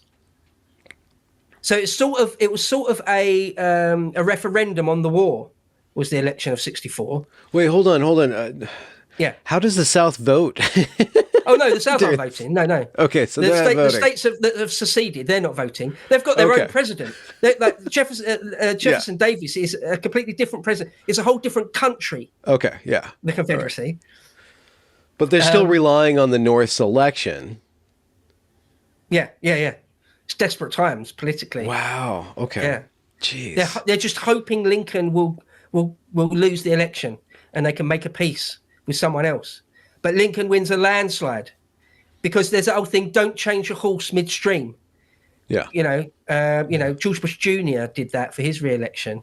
We're in the middle of a war here. Lots and lots of leaders have done that all throughout history. You can't get rid of me because we're in the middle of something here. Anyway, Lincoln wins an absolute landslide. After that, Sherman does his thing, but they still need to take. Grant puts himself in charge of the Army of the Potomac and charges himself, one of these 5 armies, with marching down into Virginia and taking Richmond, i.e. the capital of the Confederacy. And there's long backs and forths. Unfortunately, we're going to have to go through it a fair bit. But it's really, really bloody. There's the Battle of the Wilderness. There's actually been a battle near there a year earlier at Chancellorsville. But the Battle of the Wilderness isn't the bloodiest one, but it's perhaps the most horrible because there's loads of brush fires and loads of people that are wounded and can't move, then burn to death. And so it's just a really, really horrible battle, the Battle of the Wilderness, in a few different ways. One historian described it as unusually horrible. That's the one where Grant cries afterwards, breaks down in tears after that one. The sort of 18,000 casualties in one day, stuff like that. It's up there with Shiloh and Gettysburg.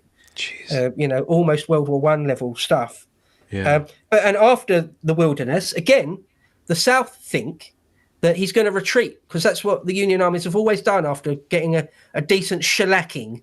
They always retreat. Well, Grant doesn't retreat. No. He says, I will fight it out on this line all summer. Regardless of casualties. A common soldier said about Grant that he don't scare worth a damn. Yeah. After that, there's a big battle at Spotsylvania, another 14,000 dead, 16,000 wounded. It's terrible, really. It's absolutely terrible. These are families ripped apart, He loses 44,000 men in 1 month, Grant. But it's what was required to win the war. And then he gets. He gets to Cold Harbor, okay, and Cold Harbor's not very far at all from Richmond. What is it, like 10 miles? I don't know exactly, but it's not all that far. And Cold Harbor isn't a harbor. In fact, the battlefield at Cold Harbor is like a big open bit of ground, sort of about 3 football fields bit of ground. And Grant sends quite 3, not divisions, they're not called divisions, but he sends at least 3 big attacks, or is it more, at Cold Harbor. And the men just get mown down. The Confederates are dug in and ready, and they just mow them down. Again, 6,000, 7,000, 8,000 guys were killed in like 2 hours. It really is like going over the top in World War One, almost. It's said of some of the attacks at Cold Harbor that it is not war, it's murder. And that Grant likes, he spends men like snow falling on moist ground. This is where some of the quotes I read earlier, like from Mary Lincoln, saying he doesn't give a damn, he's just a butcher. It's from stuff like this. Yeah. And it was after Cold Harbor. It was one of the times he said, this is a quote from Grant. He said, I've always regretted that last assault at Cold Harbor more than any I have ever ordered, because the blood was shed in vain to no advantage whatsoever. And it did haunt him. He wasn't like a Haig, a General Haig, an English general in World War One. Didn't seem to care all that much about tens or even hundreds of thousands of men getting mown down. You just do it again and again and again, and not seem to really care. Grant did care.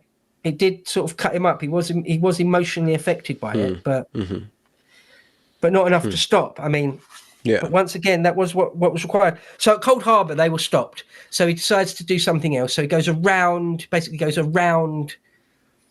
Richmond, attacks it from a completely different side. He decides he'll take out the big railhead that supplies Richmond at a place called Petersburg. If he can take Petersburg, then Richmond, which is in bad state already. There's already sort of semi-starvation and things in Richmond already. But if he can take Petersburg, then Richmond is gonna fall. But they dig in well at Petersburg, and again, there's another very long siege, like a 9-month long siege to take Petersburg. Lee is just playing for time. The whole Confederacy is just playing for time. Yeah. There's one thing of note that happens at Petersburg. The Union Army, because they're there for so long, like trench lines, again, it looks like World War One. It looks exactly like World War One or steampunk version of it. At one point, the Union digging way under the enemy front line, building like a room-sized thing under the enemy front lines and filling it with literally tons of gunpowder, a giant mine, and blowing it up in one go. They did that stuff in World War One at the Messine Ridge on a much larger scale in World War One. But nonetheless, they do that again. It's like a steampunk version of World War One in loads of different ways. They do that, and it creates like hundreds of Confederates go up in an instant, and it creates this massive hole in their line. But no one knew how to deal with it. No one knew what to do next. Like both sides are like, okay, what now? And the Confederacy, within a few minutes or within an hour or so, they've just built new front lines around this giant crater. Yeah. And the Union guys don't know what to do exactly. And some of the cavalry charge down into this giant crater and can't get out again. And it's just it's stupid. So Lincoln gets re-elected. And in the end, bring the war to an end, really. Because once Petersburg does finally fall after like 9 months, really brutal, protracted siege, then Richmond Richmond falls like 1 day later.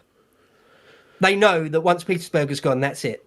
And so Jeff Davis and Robert E. Lee evacuate Richmond, and it's more or less the end of the war. It's not the end of the war. It goes on for a while longer, and Robert E. Lee tries to keep fighting on the run, but the writing's absolutely on the wall. And in the end, Grant sort of maneuvers him into a position where he can't get away. Yeah. And in the end, Lee realizes that it can't go. It just can't go on unless he's going to fight to every single last man. Which there's no need to do that. There's no point doing that. He has to give in. And so in the end, Appomattox Courthouse, he gives in, and they sign an armistice or a surrender. And now the war itself isn't over. There's still fighting going on all over the place, way out west and stuff. But once the Army of Virginia, that's Robert E. Lee's army, once they've given in, and Richmond has fallen, Atlanta's gone. They've been blockaded for years now in the Gulf of Mexico and stuff. It's over. It's over. So even though Lee signing a surrender at Appomattox it's not the last shot fired, but it's the end of the war. It's the end of the war. Okay, and so Grant is the victor. He has sort of won the Civil War. And you said it was world famous. Well, yeah. Yeah. What? Just a side note. What about other countries while America is fighting with itself? Do they see opportunity? Are they taking advantage of, or is the North still strong enough connected and the South still strong enough connected to the European powers to keep any shenanigans going on? Okay, so a couple of things to mention on that. One, it's not like another country can take advantage of it necessarily because, as I said, the army of the Union, the Union Army, is the strongest army in the world. It's like 500,000 men strong veterans, locked and loaded, ready to go.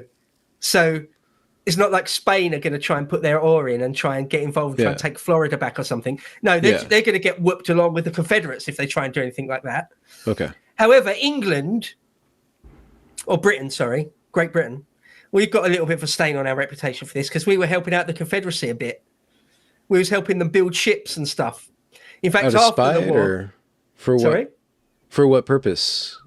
Well, so we thought that Well, okay, so there's a few things. We had loads and loads of trade with the South before the war started. Great Britain had loads and loads of trade with the South, all sorts of things, Yeah.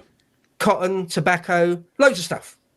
And so when that was sort of cut off, when Lincoln and the North blockaded, I mentioned the blockade before, blockaded New Orleans and blockaded where the Mississippi comes out, New Orleans, and blockaded Florida. Britain was just losing loads of money. Mm-hmm. Yeah. So we wanted it to come to an end as quickly as possible. It's not like we were pro-slavery. We weren't. We'd abolished slavery already. Yeah. Thank you very much. We'd had our abolitionist moment and abolished the slave trade long before this. But we just wanted it to come to an end. And if we could force Mr. Lincoln to the negotiating table. And so anyway, it's a bit messy, but we helped them build some ships. And we actually paid reparations after the war. We paid the United States something like $15 million in war reparations and said, sorry, dreadfully sorry about that, old boy. Yeah.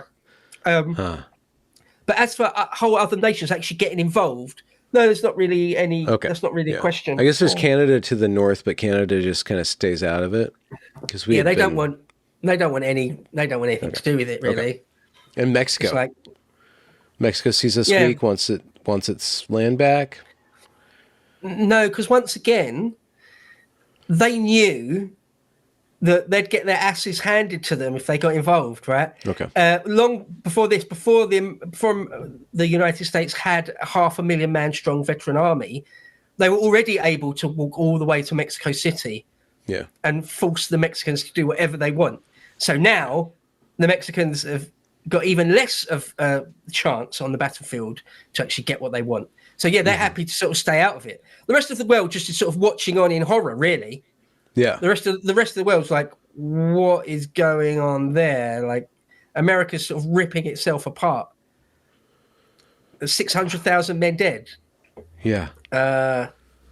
We haven't seen the likes of it since Napoleon. Yeah. So in the World Wars, yeah. Yeah.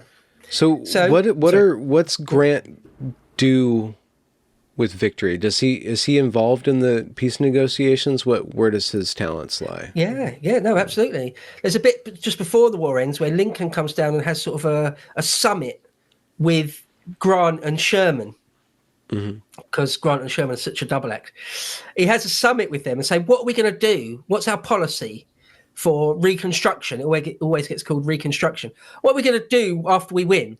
Because about a year out, after Atlanta, everyone knew the North was certainly going to win. So they discuss it, and they decide, all three of them agree, that they're just going to be extremely lenient. We're not going to have loads of treason trials. We're not going to hang people like Jefferson Davis or Robert E. Lee. No, they're going to be allowed to return home. We're not going to line up and shoot loads of Confederate soldiers.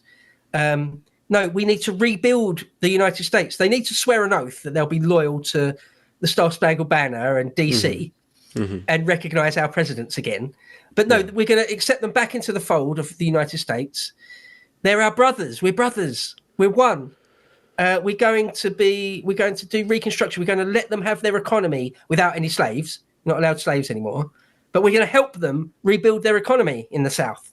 We have ripped your economy apart. Your economy was dependent on slaves. We've robbed you of that. So we're going to help you rebuild industry and all sorts of things. No, we're going to help you. We're going to help. That's the way they looked at it. And this is in the era before a lot of propaganda and psychological fifth generation warfare, or whatever we call it. But, after World War II, America and probably our allies participated in denazification, right? And did a lot of programming with the Germans to get them out of that way of thinking and into our way of thinking, and shaming them and stuff. Was there any campaign? I guess the technology wasn't there. People didn't think this way, but was there any kind of push to, they're not humiliated, and we're not going to try them for treason or anything, but do they have to be manipulated psychologically? Was there any thinking in that way, or move for that? Not really, not massively. No. Not really. No, it's a simpler time. Yeah. I think that's a fair thing to say. So a lot of people in the South held resentment in their hearts for the rest of their lives. Well, some people in the South to this day, some people say, without joking, the South will rise again. Some people actually say that, don't they? And in fact, history in the theatre of the battle of history, how history is done. There's a whole school of thought, the Dunning School, after a professor of history, William Dunning, in the earlier part of the 20th century, tried to wage war in a scholarly way in the history, saying, no, people like Lincoln and Grant weren't heroes. It wasn't about slavery all that much. It was about sovereignty and freedom, and these guys are evil, if anything. So anyway, there's a resentment. There's a big resentment, but having to do like a denazification or a de-Ba'athist party thing that they did in Iraq. Was there like a deconfederation movement? No, it wasn't. It didn't seem necessary. Okay. The South sort of accepted it largely. Well, they had no choice. Yeah. It was like, do you need us to send Sherman through again? No, you don't want that, do you? No, so you're going to give in, aren't you? Yes, good. Yeah. It was more like that. They were beaten. Yeah. They were starved and burnt into submission. Sherman made Georgia howl. That's what often gets said. Mm-hmm. He made them howl. He said, he said something like, I will make war so terrible that they won't appeal to it again for a generation. He said, I'm gonna bring the war to your doorstep, and you'll see. You'll give in. I'll make you say uncle, right? Yeah. I'll make you tap out. You'll be thankful that I'll let you tap out. And so that's how it went. So the South were beaten thoroughly in the end. Okay. So there was no real need to sort of keep them psychologically cowed. I think that's the answer. So what about so they decide Reconstruction is going to be the thing. They decide to be lenient with their enemy and refold them back into the fold. But what does Grant do? Yeah, so Grant is given. He's the victor.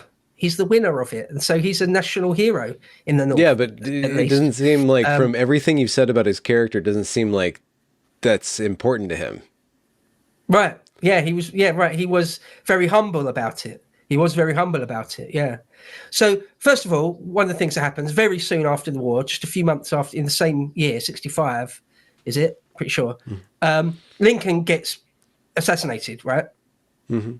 So shortly after the war ends, he goes to Ford's Theatre, and in fact, Grant was supposed to be there with him, but Grant's wife hates Mary Lincoln so much, she goes, no, make excuses. I'm not going to the theatre. I'm not going to sit in the same box with Mary Lincoln.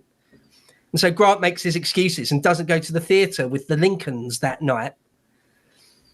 And Lincoln gets shot in the back of the head from point blank range with a Derringer and dies like a day later. So Lincoln's assassinated. And Andrew Johnson, his VP, becomes president. And so I suppose to whip through sort of what Grant does with the rest of his career and the rest of his life, I could talk about it fairly briefly. President Johnson sends Grant on a tour of the United States to sort of write a report about how to best do Reconstruction. That's one of the first things that happens. Because the South, not everyone, of course, but some people in the South even respect Grant. They're like, you made us howl and stuff, but you were sort of a worthy adversary, and you didn't, you treated old Bobby Lee, you treated him respectfully, and you're treating us fairly respectfully. He went and did that. Went on a tour of America and went and did that, and then what did he report? Well, he just reported that there's a million and one things we need to do for Reconstruction to work. Okay. Yeah.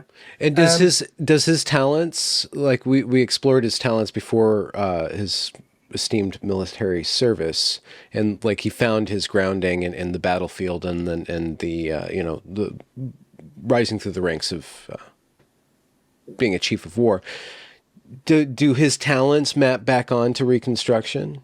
Does he have the head for this? And like, is it another kind of like high logistical, high level accomplishment? Yeah. No, that's it now. He's at such an exalted high rank in society, I mean, that, he's only ever really dealing with the grand strategy of things. Yeah. And that's where he flourishes. Okay. Yeah. So yeah. One of the next things that happens is that he gets made Minister of War. So he crosses over into politics. He'd said earlier, when he was first made the overall commander of the Union armies, he went to Washington for that. And he said, he wrote to his wife, or he wrote to somebody, and he said that he despises the show business of politics. However, once the war's over, and he's still quite young, he's only in his early 50s, I think. He's still got half a lifetime left to go. He actually hasn't. He doesn't get all that old before he dies of natural causes. He doesn't make old age. I think he's only about 63 when he dies. But anyway, he's still, you would have thought, he's not ill yet. So he still thinks, I've got decades left. What can I do? Let's get involved in politics. And his wife, Julia, it really loves the politics scene. She loves being a hostess. She loves living in Washington. She loves throwing massive dinner parties filled with extremely powerful and important and rich people. And she loves that. She thrives on that. Because she's pretty much always been sort of the quiet wife. And she'd been fine with that. But now she gets a taste of like higher society and she can't get enough of it. So she sort of does a fair bit of politicking in Washington for him. He can be like this quiet, stoic, sort of super general who exudes authority, and she can do a lot of the backroom dealing. And again, it's a good double act. It works out for him. Really? So President Johnson makes him Minister for War. In other words, sort of in charge of Reconstruction in various ways. Because the South, there's loads of the army still garrisoned in the South, and is for quite a few years, to make sure they don't start again, right? Yeah. But he replaced the previous Minister of War, a guy called Stanton. He replaces him illegally, or he doesn't with Grant. He doesn't do it formally. Like the Senate needs to green light any sort of cabinet minister that's going to be replaced. And Johnson didn't do that. He just sort of unilaterally just made Grant the Minister of War. And then when it comes to the vote where the Senate has to sort of rubber stamp it, they don't. And so it's a bit of a political sticky wicket. Now, Johnson had thought that Grant would just, when that happened, would just refuse to resign. So he's actually played Grant a bit there. He's sort of, the second Grant got involved in politics, it gets dirty, right? The second, he's being used as a bit of a pawn by the president there. Yeah. But Grant just did resign because Grant plays by the rules. He's sort of he's an honest actor, and he cares about honor and lying and things. So he just did resign. But by that point, he's had a taste of politics. He's a known entity in the Washington circles of power. And of course, he's the great general that won the war, pretty much. So when the election of 1868 comes up, he's on the ticket for the Republicans. They say, look, you've got such name recognition. You're loved so much by nearly everyone. You could be president. How about that? What do you think? Yeah. And again, he's so sort of humble that even though he obviously wants it, you wouldn't do it if you didn't want it. But he does sort of go, sort of, if the people want me to, I will sort of allow myself to be put forward, that sort of a thing. Yeah. The opposite of what it's like nowadays, scrabbling tooth and claw for a nomination. Yeah. Well, so the South didn't vote for Lincoln, and so the South didn't vote for Johnson. Assumably, the South is being folded back in and now has the rights, or equal rights. Do they get brought back into the Senate, brought back into Congress, brought back into being able to choose the leaders, brought back into that democratic republic process? Yep. That separate country of the Confederacy with its own president and its own currency, everything. The Confederacy was a completely different country, or that's how they tried to do it. That's what it was supposed to be. That's just dead. That's just gone. Yeah. That's just gone. The old United States, the way it always was, is what we're going back to. Okay. So yeah, the southern states they're back in the Congress and the Senate, and everyone down there can vote and everything. Yeah. Okay. Just back to the way it was. And so in '68, he runs against Horatio Seymour, and he wins. It's actually quite close in the popular vote. It was really quite close. In the actual electoral college, it wasn't all that close. Like he won, he got over 200 electoral college votes, and Seymour only got 80 odd, so that's not that close. But in the actual pure numbers of people that voted, it was really quite close in the end. But anyway, he wins, and he becomes the 18th president of these United States. Yeah. How did the South think of him when he was president? Right. Yeah, so you can only imagine, very conflicted, both respect for him, but also hated him, right? Yeah. Again, a lot of them, you got my father killed, you got my brother killed, you got my farmstead burnt down, you destroyed our very way of life. Yeah. But also, like, respect. Also, like, on some level, almost like, well done.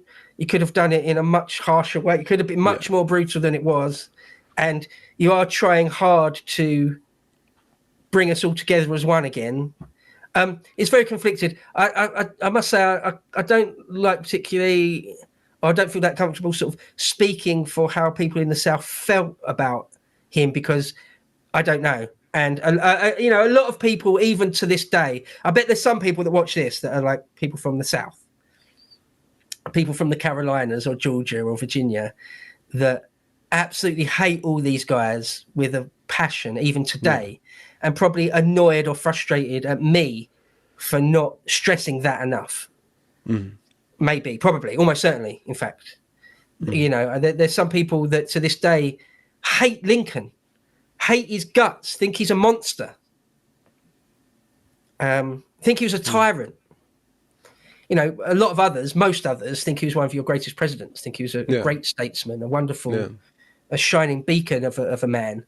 Yeah. But some hate him, absolutely hate his guts. He's nothing more than a murderous tyrant. Some people think about that, about Grant. He was just a butcher. So there you go. So when he's president, he ran on what's the word? Like a skit. What's the word when you just have a one-line tagline? Okay, yeah. Of what you run on is let us have peace. That was his thing. It's like, okay, I'm the guy that did the war. Let me bring us all back together. I won the war. Now let me win the peace, sort of a thing, And so he is involved in equal rights. He makes sure that equal rights is enshrined in the Constitution, like the 15th Amendment, which gives equal voting rights to everyone. He launched some sort of war against the backlash in the South. There's the KKK, the Ku Klux Klan, even then, and other groups like the Red Shirts, and there's a thing called the White League, and various other things, particularly in the South, that wanted to, okay, you're going to make us not have slavery anymore, but in every other way, we're going to make sure that we've still got the whip hand. Yeah. All right. So he created the U.S. Justice Department, and he made sure the army made sure that things like the KKK didn't get out of hand and stuff. And he did well for a generation. The KKK did have a resurgence in the first half of the 20th century, or first quarter of the 20th century. But for a while there, President Grant keeps a lid on it. Oh, wow. But he's a Republican. Go ahead. How did he take to presidency? Sorry? How did he take to the office of the president? How did it go? Oh, I see what you mean. Internally? Yeah, no, all right. Yeah, he was used to extremely high command. He's used to calling the shots. Yeah, he's used to calling the shots. Well, that's the thing about command. Something I should have really talked about a lot more, but haven't. But I'll say it now. When you're the CO, the commanding officer, it's a lonely place, because the buck stops with you. You can ask your officer corps what they think. You can ask your close friends or family, or even your wife, what they think. But in the end, the buck stops with you. In the end, you have to have a sort of unwavering confidence in your own ability to call the shots. You've got to have it, almost to a normal person like you or I, almost an insane self-belief. Mm-hmm. Thousands of men could die if I get this wrong. Mm-hmm. So I've got to make the decision and stick with it and go with it. And so he's used to that, right? So the idea of becoming president, again, he's not crushed by the weight of it. Yeah. So yeah, that's how he deals with it. He's able to. He's certainly able to. Other big thing to mention is there's a thing he's a Republican and his political opponents, obviously the Democrats. There's a wing of the Democrat Party at that point that called themselves, or were called, the Redeemer Democrats. And they were ones that became sort of quite powerful in the South. Because even into the 20th century, the South is sort of as a democratic stronghold, right? You know, when LBJ did the civil rights stuff in the 60s, it was like, you know, the Democrats control the South. The South is democratic. All that sort of starts now. Mm-hmm. The economy was a big thing. I won't bore people too much with it. But obviously the economy of the South, well, the economy of the whole United States took a knock. But the economy of the South was wrecked, absolutely wrecked beyond recognition. Yeah. So they have to have loads of policy about how to rebuild the economy, particularly of the South. So they put a lot of time and money and political capital into rebuilding the economy of the South. He does get re-elected. In in 72. But there's a big economic depression in 1873. And in fact, it was called the Great Depression. It was only after the Wall Street crash of 1929 and then the depression of the early 30s where that depression now gets called the Great Depression. Until then, the depression that started in 1873 was the Great Depression. Nowadays, they called it the Panic of 1873. Okay. But basically, there was sort of the dollar lost loads of money, loads of assets on the stock markets were all wiped out, and there was just a bit of a financial crisis. Well, not a bit, a big one. So was Grant held responsible for that? No, it wasn't his fault personally. No, it wasn't his fault personally, or anything. And he responds to it as best he can. But the living standard for most Americans after the Panic of 73 goes down a bit. So his second presidency, his second term, is sort of marred a bit by that, right? Mm-hmm. You can't help it. But that was the case. A few other things I won't bore people too much with. There was a so-called 10 years war with Cuba. There was all sorts of foreign policy things that he tried to stay out, was tried to remain neutral as much as possible in Cuba and on the Dominican Republic. That whole island. And he tried to remain neutral, but in the end had to get involved. So one of the things to note about is the Indians, the Native American Indians. His policy towards them was, again, very lenient and clement. He tried to do right by them as best possible. In the 1830s and 40s and 50s, the United States had been fairly brutal towards American Indians. Death marches and things, forcing them onto reservations and just stealing their land and stuff without dressing it up too much. But Grant tried to be as clement as he could with them, but it sort of broke down. And right at the end of his second presidency, it just all fell apart. Because in the Black Hills in Dakota country, gold was found. There's a gold rush, a mini gold rush. That was Indian land at the time, largely. Like the Sioux Indian. And so there's a gold rush. So everyone moves in there and just tries to buy up the land, steal the land, rape the land, do whatever they need to. And the Indians were like, are you kidding me? Really? This now on top of everything else?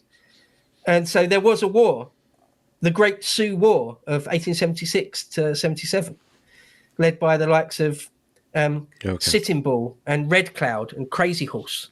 Yeah. Again, whole books. We could do a thing all about Sitting Bull and Crazy Horse one day if you want. And they won a few of the last victories ever. There's the Battle of Little Bighorn where Custer, who was a veteran of the Civil War, Custer gets his men cut to pieces at Little Bighorn. Mm-hmm. One of the last great victories, but in the end, the Indians are defeated. They could never beat the U.S. cavalry. Really, it's never going to happen. I mean, Sitting Bull in the end, he's captured and he sort of gets trotted out almost as a curiosity. Like he doesn't die until like 1890 or whatever. So, there's that. He does some things for church and state that were a bit boring. I won't bore you with too much. Well, what was his? What was that last part of his life like for him? Okay, he was president. So you say he fit into the role, but what did it do to him? Did it change him? Okay, so after his second presidency, there's this thing. It wasn't until 1947, it wasn't until Truman, that they enshrined in law that you cannot be president for more than 2 terms. Until then, it was just an unwritten thing. Yeah.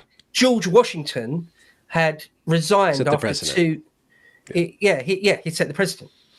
The president had set the precedent. Yeah. But it wasn't illegal. So he leaves. Grant decides he won't have more than 2 terms. So after he's finished being president in 1877, is it? Yeah. He's still only in his 50s. Like mid-50s, I think. So what he does is he goes on a world tour. Him and Julia go on a world tour, and they meet Queen Victoria. They meet Otto von Bismarck. They meet anyone who's anyone in Europe. Does he meet the Tsar? He goes out to Japan, meets the Emperor of Japan.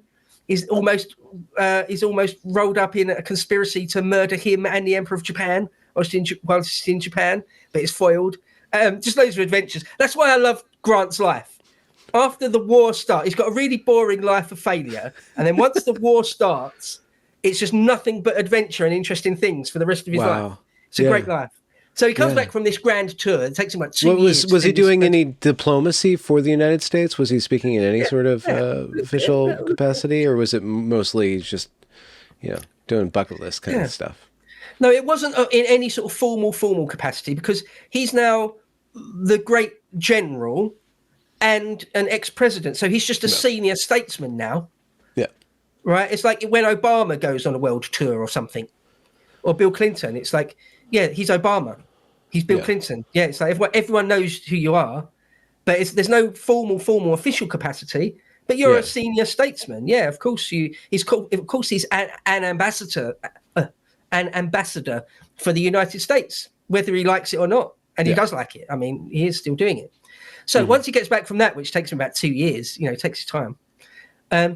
He's obviously not completely finished with the game politic, because he comes back and all his friends say, why don't you run for president again?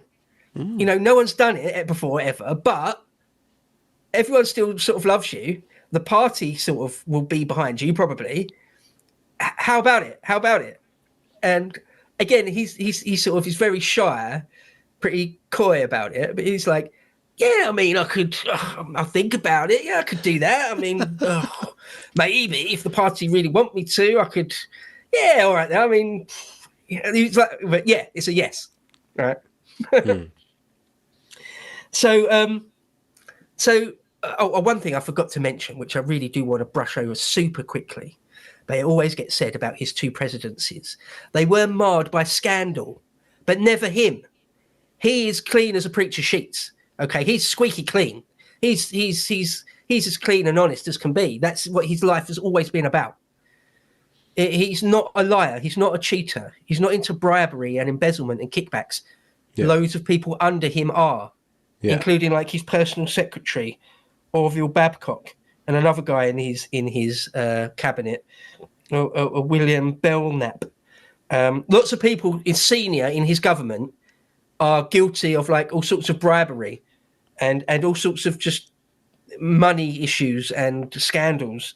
There was the whiskey ring scandal and just all sorts of dodgy things sort of marred his, but they never even though you've got to take responsibility because the buck stops with the president. Yeah. Still, it shows that he picked people for these senior jobs that were dodgy. So it is a bit of a stain on his character, nonetheless. Yeah. afterwards they say run for a third time, and he's like, okay. And then it comes to the convention, the Republican Party convention, and it's a bit of a shit show, really. And the party isn't completely behind him. It's split between three different people, and he's got a big faction behind him, and he very nearly got the nomination. He could have got the nomination, but he sort of very nearly doesn't. And the party's sort of starting to split, like properly split over the issue. And in the end, the only way they sort of see politically out of it is, why don't we pick a fourth guy? Right? No one can agree between these three guys, and Grant's one of them. Let's pick a fourth guy, and then maybe everyone will be happy. And so they do, and it's James Garfield, who goes on to win the presidency, but is then himself assassinated fairly soon after taking office.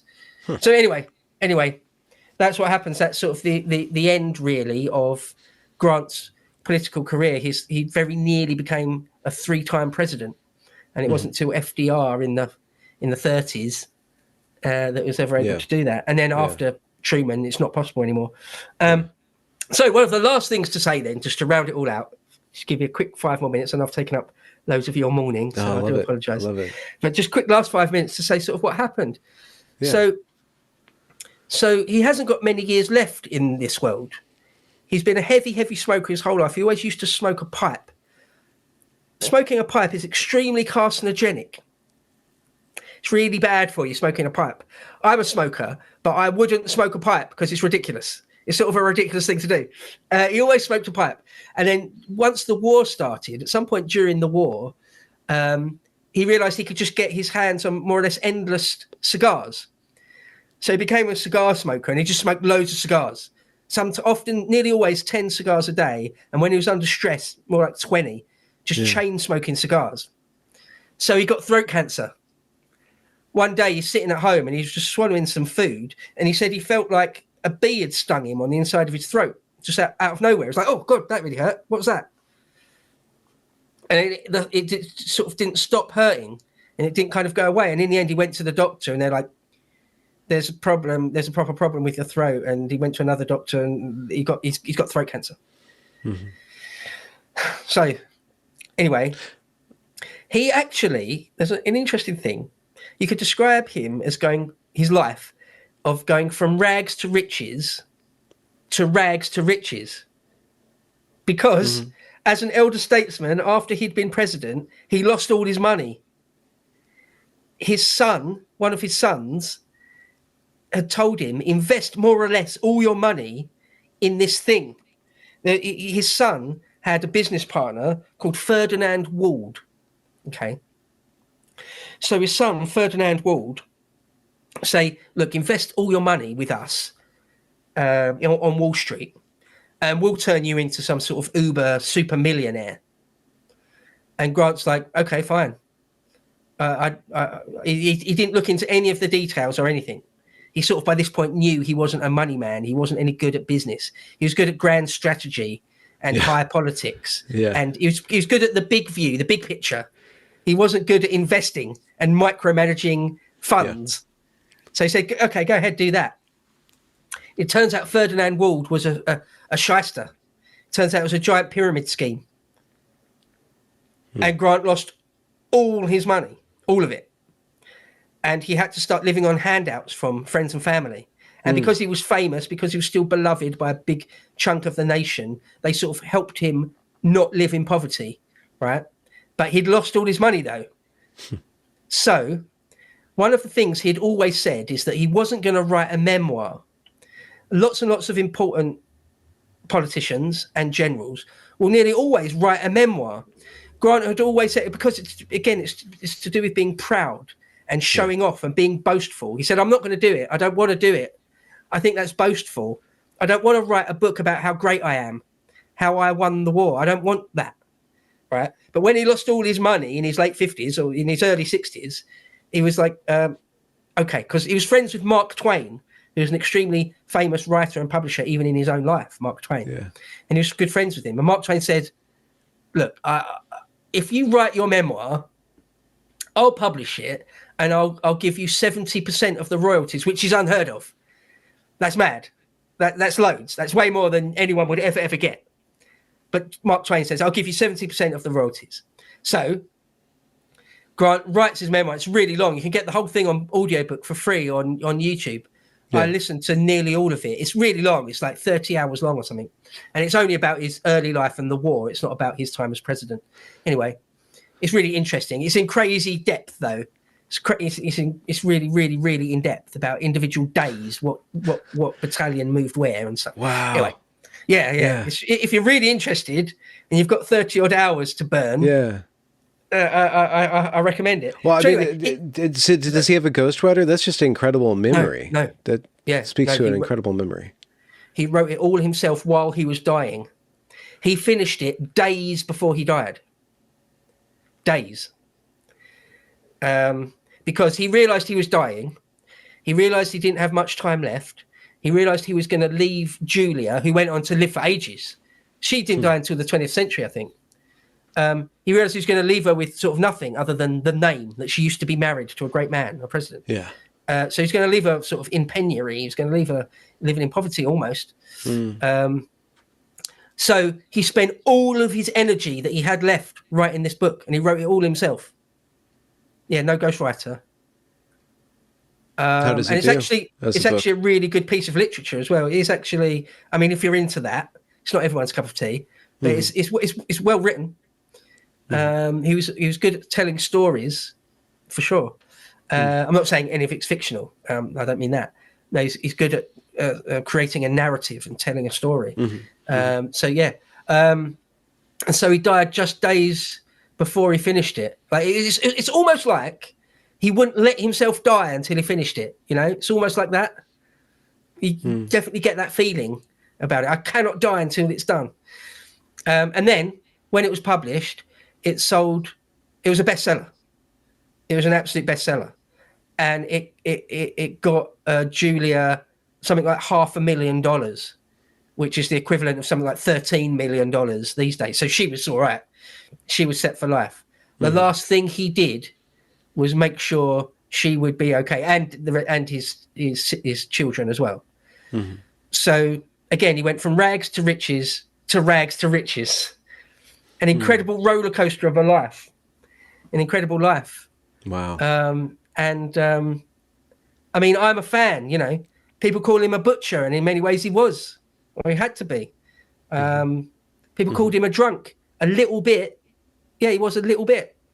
But I just think it's a fantastic life. And I think in most ways, he absolutely acquitted himself. He absolutely did the right thing nearly always. I like him. But history has treated him fairly poorly, at least his presidency. They say, you know, it was marred by scandal. And, you know, when people rank presidents, people love doing that, don't they? Ranking the greatest commanders of all time. He's often right up there. But when they rank presidents in order, he's like mid-table or bottom half. People say he wasn't a great president. Maybe he wasn't one of the greatest presidents, but nonetheless, I'm a fan of Sam, U.S. Grant. So, yeah, I mean, I guess that's it. I don't know if you've got any other questions or anything else you want me to... No, I mean, I feel we have these conversations kind of regularly, I guess, like once a year, maybe a little bit more. But we're going through all the guys on all the money, kind of interestingly enough. And, you know, these kind of more obscure, from my point of view, periods of American history, early American history. We did the Revolutionary War, Andrew Jackson, was it? Was it Jackson? No, Hamilton. We did the War of 1812, Alexander Hamilton, and Thomas Jefferson. Yeah. Have we done any other ones? We covered the Revolutionary War pretty thoroughly. Yeah. Maybe that was folding into Hamilton, but so we're moving up forward in history and stuff, and you dropped World War I, your love of World War I. So there's plenty of material to cover, but to go back to what you're saying about Grant, you are a good storyteller too. So it's always great to very kind of you to say. To get in your head and kind of let me ask questions and like clarify certain points and stuff. But it's just fantastic content. I really Oh, appreciate thank you. You're too kind, Benjamin. Not at all. Not at all. Next time, maybe, we don't have to do presidents. We could do. I'm fascinated by the life of Daniel Boone, for example. Or we could do Blackjack Pershing, World War One general. Or there's like any number of things we could do. We don't have to just do American history. No. Let me know Yeah, what you'd like, or maybe you're in the comments on the video. People can let us know what they might like us to talk about. Speaking of that, let's do house cleaning. Where can people find you, and what are they going to find when they get there? Okay, you can find me at History Bro on YouTube, which is my channel. Over 250 videos now, talking about all things, a lot medieval and ancient things. My forte is actually the ancient world. I'm actually trained in classical studies, classical history, the ancient world. So there's a lot of it is the ancient times, a lot of it medieval stuff. But there's also all sorts of 20th century things as well. A few bits on World War One and World War Two and stuff. So yeah, 250 odd videos on History Bro. But my day job is working at the podcast of the Lotus Eaters. Some people may recognise our second studio here, where I've got my own show, in inverted commas, on there. It is behind the paywall, called Epochs, which is all about history as well. And I'm up to like 173 odd episodes of that, where I talk all, again, straight up just history, all sorts of stuff. Quite often in conversation with Carl Benjamin, aka Sargon of Akkad, but sometimes in conversation with all sorts of different things, all sorts of different people, and also sometimes on the actual daily podcast of the Lotus Eaters, where we talk more about current events and politics and culture wars and things. And you can also find me on Twitter just as Beau Dade, where I'm extremely rude to leftists and socialists and globalists on a daily basis. So if you fancy, you live in your time too. You think of the past, but you certainly live in your time.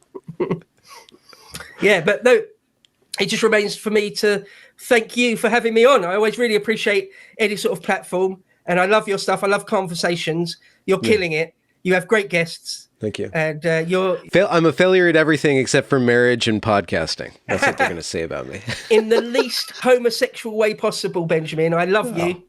It's great. I love your energy, and I love having conversations with you. And thank you for giving me, 2.5 odd hours now. So you've been very patient. No, I love it. They flew by. I'm going to end the recording. Thank you very much.